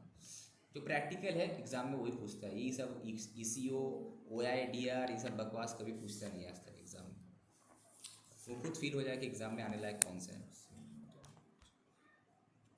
बस खत्म।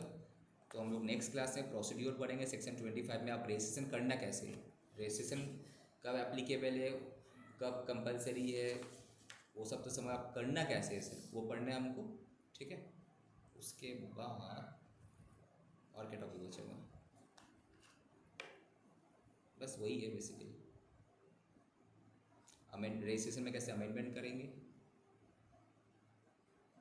कैंसिलेशंस के बारे में, आधार और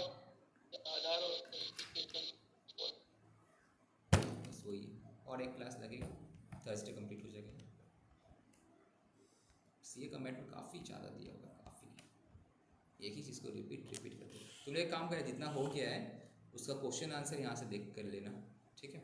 चलो एंड करते हैं हम।